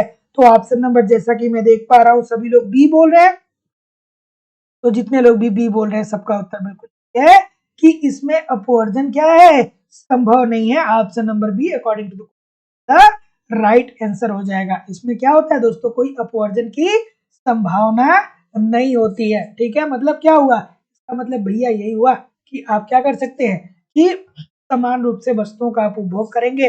अगर जो उसके लिए छोटा मोटा अगर जो कोई शुल्क भी देना पड़ता है तो सब पे समान रूप से लगेगा। अगला प्रश्न, कि मुद्रास्फीति की दर घटने के लिए सरकार को क्या करना? चलिए भैया, मुद्रास्फीति की दर को घटाने के लिए अगर जो अर्थव्यवस्था में महंगाई आ जा रही है, अर्थव्यवस्था में मुद्रास्फीति आ जा रही है, तो उसको कम करने के लिए सरकार को क्या करना चाहिए? कमेंट करके बताइए मुझे। बिल्कुल ठीक है। चलिए, दीपक शुक्ला जी, राजेश कुमार जी, अमरेश जी, रत्नेश जी, विक्रम सिंह जी, चलिए इस प्रश्न का उत्तर सभी लोग करिए। चलिए क्या उत्तर आ रहा है भाई? ऑप्शन नंबर सी बोल रहे हैं, बहुत सारे लोग सी बोल रहे हैं, है ना? तो बहुत अच्छी बात है भाई। मुद्रास्फीति मतलब महंगाई अर्थव्यवस्था में क्यों आ जाती है? क्योंकि लोगों के पास मुद्रा की मात्रा ज्यादा हो जाती है। जब लोगों के पास मुद्रा की मात्रा ज्यादा हो जाती है तो वो मांग ज्यादा करते हैं, अर्थात उनकी क्रय शक्ति बढ़ जाती है। जब क्रय शक्ति बढ़ जाएगी, मांग ज्यादा करेंगे, तो जाहिर सी बात है कि वस्तुओं की कीमतों में वृद्धि आ जाएगी, और वस्तुओं की कीमतों में वृद्धि आना ही महंगाई कहलाता है, अर्थात मुद्रास्फीति कहलाता है। तो ऐसी स्थिति में अगर जो अर्थव्यवस्था में महंगाई बढ़ रही है तो सरकार क्या करेगा, आयकर बढ़ा देगा, अर्थात टैक्स जो है वो ज्यादा लेगा, टैक्स ज्यादा इम्पोज करेगा। जब आप ज्यादा आप टैक्स देंगे तो जाहिर सी बात है कि आपकी क्रय शक्ति कम हो जाएगी, आपके पास मुद्रा की मात्रा कम हो जाएगी, तो आप क्या करेंगे?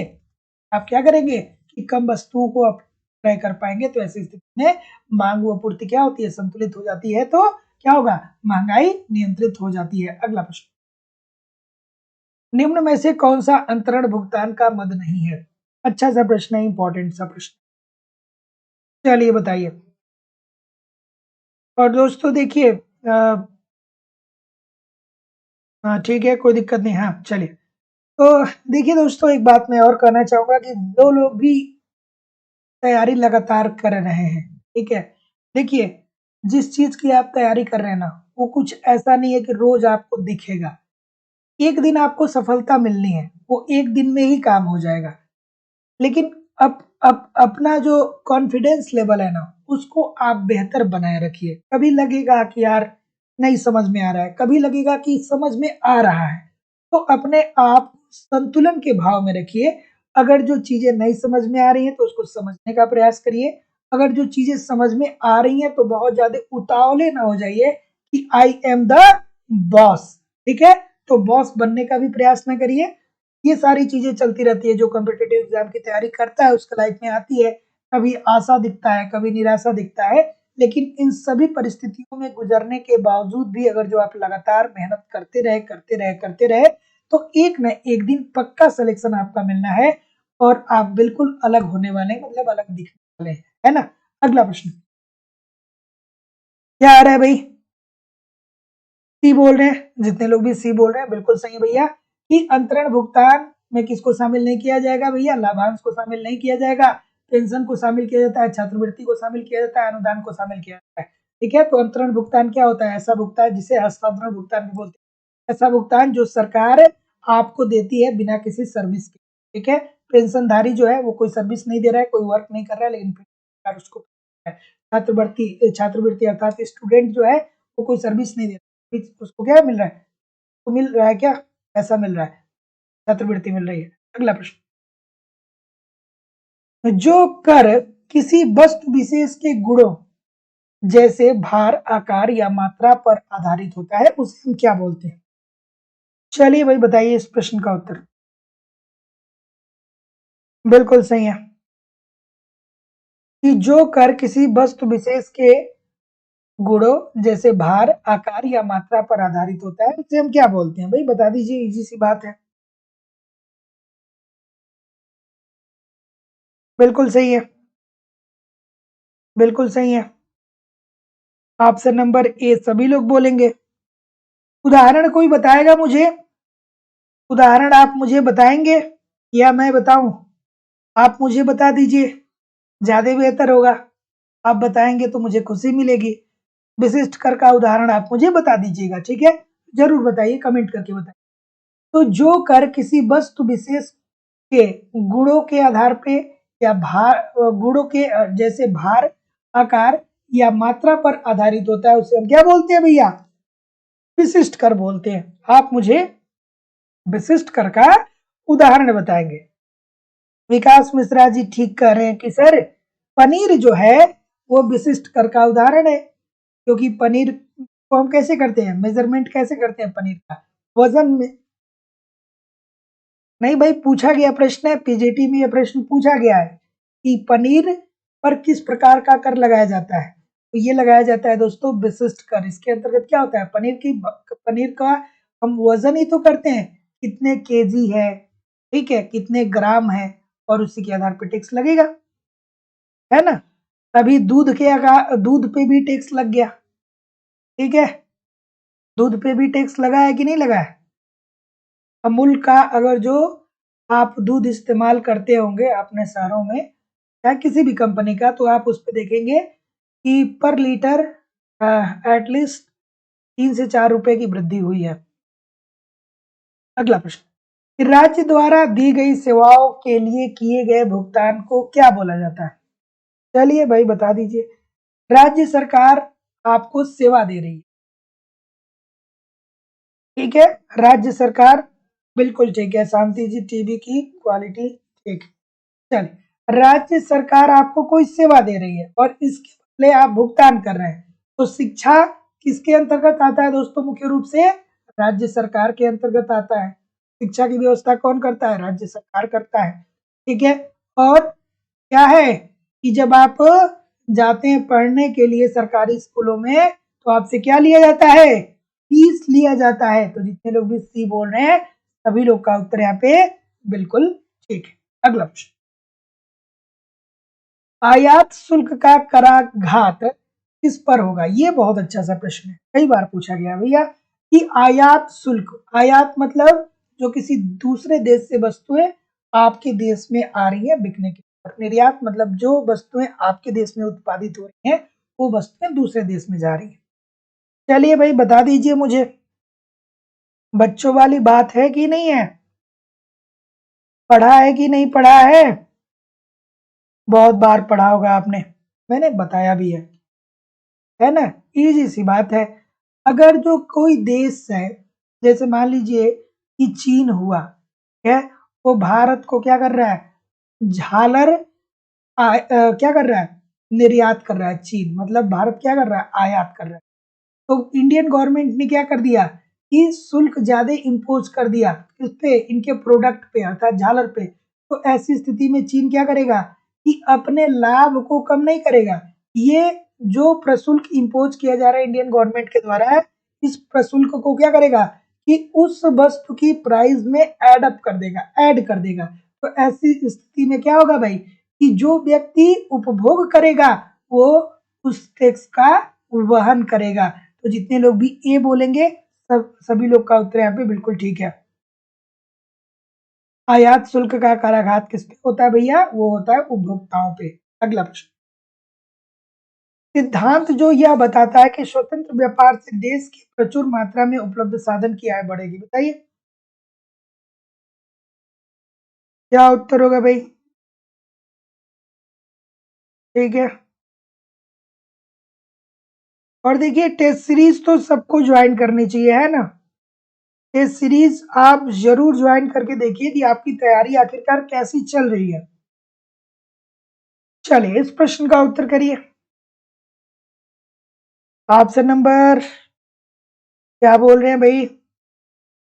चलिए ये बोल रहे हैं अगेन स्टोपलर सेम्युल्सन सिद्धांत की बात बोल रहे हैं।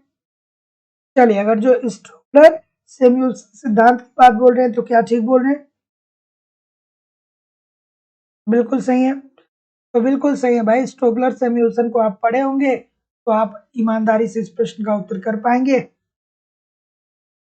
कि सिद्धांत जो यह बताता है कि स्वतंत्र व्यापार से देश के प्रचुर मात्रा में उपलब्ध साधनों की आय बढ़ेगी। तो ये भैया स्टोपलर सैमुअल्सन साहब अपने सिद्धांत में बताते हैं। ऑप्शन नंबर ए बिल्कुल सही प्रश्न। किसी वस्तु को कभी कभी घरेलू बाजार की तुलना में विदेशी बाजार में कम कीमत पर बेचना कहलाता है। अब ये तो बात पक्की है कि आप कहेंगे सर जी हम इसको डंपिंग बोलते हैं, लेकिन ये किस प्रकार की डंपिंग होती है आप मुझे कमेंट करके बताएंगे। चलिए बताइए मुझे इस प्रश्न का उत्तर। चलिए किसी वस्तु को कभी कभी घरेलू बाजार की तुलना में विदेशी बाजार में कम कीमत पर बेचना, देखिए ये बात ध्यान रखिएगा, कभी कभी, है ना? चलिए परभक्षी डंपिंग, ऑप्शन नंबर ए बहुत सारे लोग बोल रहे हैं, बहुत अच्छी बात है भाई। ए वालों के लिए तालियां बजा दीजिए। ए वालों के लिए सभी लोग एक बार तालियां बजा दीजिए ईमानदारी से, थोड़ा सा जोर से बजाइएगा। ठीक है भैया, कभी कभी की बात कर रहा है तो ये होता है स्पोरेडिक डंपिंग। ठीक है, अर्थात जिसे हिंदी भाषा में विरल डंपिंग बोलते हैं। तो जितने लोग भी सी बोल रहे हैं सभी लोग का उत्तर यहाँ पे बिल्कुल ठीक होगा कि किसी वस्तु को कभी कभी घरेलू बाजार की तुलना में विदेशी बाजार में कम कीमत पर बेचना है विरल dumping. Option number C according to the question this is the right answer. Dumping में क्या होता है दोस्तों कि हम अपने प्रोडक्ट को विदेशी बाजारों में कम मूल्यों पे बेचते हैं। क्यों कम मूल्यों पे बेचते हैं? दो रीजन हो सकते हैं, या तो हमारे देश में जितनी मांग है उससे ज़्यादा हम लोग उत्पादन कर लिए हैं, या अपने आप को हम विदेशी बाजार में स्थापित करना चाहते हैं, तो भी हम कम कीमत पे अपनी वस्तुओं को विदेशी बाजार में बेचते हैं। ठीक है, चलिए आगे कोई भी प्रश्न नहीं है, लेकिन कहीं भी जाइएगा नहीं, कमेंट करके बताइए कितने प्रश्न सही हुए। और लाइव स्टडी इलाहाबाद के मोबाइल एप्लीकेशन पे दोस्तों आपको इकोनॉमिक्स पढ़ाया जा रहा है। यहाँ पे ए टू जेड इकोनॉमिक्स के सारे कॉन्सेप्ट आपको पढ़ाए जा रहे हैं, और ये मेरी जिम्मेदारी है दोस्तों, सब कुछ आपको प्रोवाइड कराऊंगा हर तरीके से। जितने तरीके से आप तैयार हो सकते हैं, हर तरीका दोस्तों यहाँ पे अपनाया जा रहा है कि आप बेहतर ढंग से तैयारी कर सकें। लाइव स्टडी इलाहाबाद के मोबाइल एप्लीकेशन पे ए टू जेड इकोनॉमिक्स के सभी कॉन्सेप्ट आपको पढ़ाए जा रहे हैं, साथ ही साथ कंप्लीट इकोनॉमिक्स के नोट्स भी आपको प्रोवाइड किए जा रहे हैं, ताकि आप नोट्स पढ़िए, देखिए ताकि आप नोट्स पढ़िए और अपना रिवीजन करिए। साथ ही साथ दोस्तों यहाँ पे बहुत सारे टेस्ट सीरीज आपको मिलते हैं, टेस्ट सीरीज दीजिए, टेस्ट दीजिए, आप अपना इवेल्युएशन करिए कि आपकी तैयारी कैसी चल रही है और आपके एग्जाम में किस प्रकार के प्रश्न पूछे जाते हैं। साथ ही साथ प्रीवियस ईयर के क्वेश्चन पेपर भी आपको दिए जा रहे हैं, और आपको इसके अतिरिक्त दोस्तों करंट भी कवर कराए जाते हैं, मतलब सब कुछ कवर कराना है हमारी जिम्मेदारी है। ठीक है, एडमिशन ओपन है और वैलिडिटी ऑफ कोर्स आपकी लाइफ टाइम है। इट मींस अगर जो आप एक बार एडमिशन लेते हैं तो एलटी ग्रेड जीआईसी लेक्चरर जब भी नई वैकेंसी आती है तो आप हमेशा हमारे साथ बने रहेंगे। जब भी नया बैच प्रारंभ होगा तो वहाँ पे आपको ऑटोमेटिकली एड अप कर दिया जाएगा, आपको कोई भी अतिरिक्त शुल्क नहीं होगी। ठीक है, एडमिशन की फीस केवल और केवल 2,000 रुपए है। 2,000 रुपए आपको इस नंबर पे पेमेंट करना होगा, 94 15 863 873 पे, गूगल पे, फोन पे या पेटीएम के माध्यम से आपको पेमेंट करना होगा, और इसका स्क्रीनशॉट आपको इसी व्हाट्सएप नंबर पर सेंड करना होगा। कोई भी इंक्वायरी होगी तो इस नंबर पे कॉल या व्हाट्सएप मैसेज कर सकते हैं। झारखंड टीजीटी पीजीटी का भी दोस्तों बैच प्रारंभ हो गया है, यहाँ पे भी video class, notes, test series, paper और आपका झारखंड स्पेशल भी कवर करा दिया जाएगा। एडमिशन 2,000 रुपए, 2,000 रुपए इस नंबर पे पेमेंट करके आप ले सकते हैं। केवल आपको इकोनॉमिक्स का नोट्स चाहिए तो लाइफ टाइम की वैलिडिटी के साथ आप 500 रुपीज में इकोनॉमिक्स का नोट्स भी प्राप्त कर सकते हैं। आपको टेस्ट सीरीज देना अनिवार्य है, टेस्ट सीरीज दीजिए, देखिए आपकी तैयारी कैसी चल रही है, तो टेस्ट सीरीज भी आप ज्वाइन कर सकते हैं, टेस्ट सीरीज भी अवेलेबल है। लेकिन अगर जो आप कॉन्सेप्ट की क्लास ज्वाइन करते हैं तो आपको दोस्तों कहीं भी अलग से ना ही टेस्ट सीरीज, ना ही प्रीवियस ईयर के क्वेश्चन पेपर, ना ही दोस्तों आपको पीडीएफ कुछ भी अलग से परचेज करने की जरूरत नहीं पड़ेगी, आपके बैच में सब कुछ प्रोवाइड कराया जाएगा। ठीक है, कोई भी इंक्वायरी होगी तो इस नंबर पे आप मुझे कॉल कर सकते हैं या व्हाट्सएप मैसेज कर सकते हैं। देखिए दोस्तों, एक बात ध्यान में रखिएगा कि एग्जाम के टाइम ये जरूरी है कि आप जो पढ़ रहे हैं उससे समझ पाए कि प्रश्न कैसे बनते हैं। बहुत सारे लोग पढ़ाई तो करते हैं लेकिन मतलब ऐसी चीजों को पढ़ते हैं जिसका जहां से प्रश्न बनते ही नहीं है। ठीक है, तो स्मार्टली स्टडी करना भी बहुत महत्वपूर्ण है। तो अगर जो आप कहीं से भी स्टडी कर रहे हैं तो इस बात का ध्यान रखिए कि जो आप पढ़ रहे हैं क्या वहां से प्रश्न बनते हैं तो कितने प्रश्न बनते हैं, किस प्रकार के प्रश्न बनते हैं, ये जानना बहुत जरूरी है। और जो लोग एडमिशन लिए हैं वो ईमानदारी से क्लास को रिवीजन करते रहिए, पढ़ते रहिए, या जो लोग लेने वाले भी हैं ईमानदारी से एप्लीकेशन पे सारे कॉन्सेप्ट को पढ़ते रहिए, टेस्ट देते रहिए, नोट्स को पढ़ते रहिए, प्रीवियस ईयर को पढ़ते रहिए, सब कुछ आपका कवर होने वाला है, कुछ भी छूटने वाला नहीं है। चलिए मैं थोड़ा सा यहाँ पे आपके कमेंट को ले लेता हूँ, कोई भी इंक्वायरी हो तो आप मुझे कमेंट कर सकते हैं। ठीक है, दीक्षा सिंह जी, निरुपमा सिंह जी, अफजल हसन, अनिल जी, सुमन जी, अभी जी, विकास जी, तस्नीम खान जी, बबीता जी, रागनी जी, ललिता जी, सोहन जी, मौसम कुमारी जी, आशुतोष जी, दीक्षा जी, अनुपम जी, अमरेज यादव जी, रेणु जी, प्रियम मिश्रा जी, अशोक वर्मा जी, वैभव सिंह जी, दासमती जी, दिनेश रावत जी, मौसम कुमारी जी, अंकिता जी, रीता जी, रेणु जी, दुर्गा देवी जी। चलिए हिस्ट्री की भी क्लास स्टार्ट हो जाएगी। राजन सिंह जी, शिवानी सुबह। Thank you very much everybody. कल मिलते हैं सुबह में 10 बजे और शाम को 7 बजे एक नए उत्साह, नए एनर्जी के साथ। तब तक आप लोग पढ़ते रहिए, आगे बढ़ते रहिए। नमस्कार, धन्यवाद।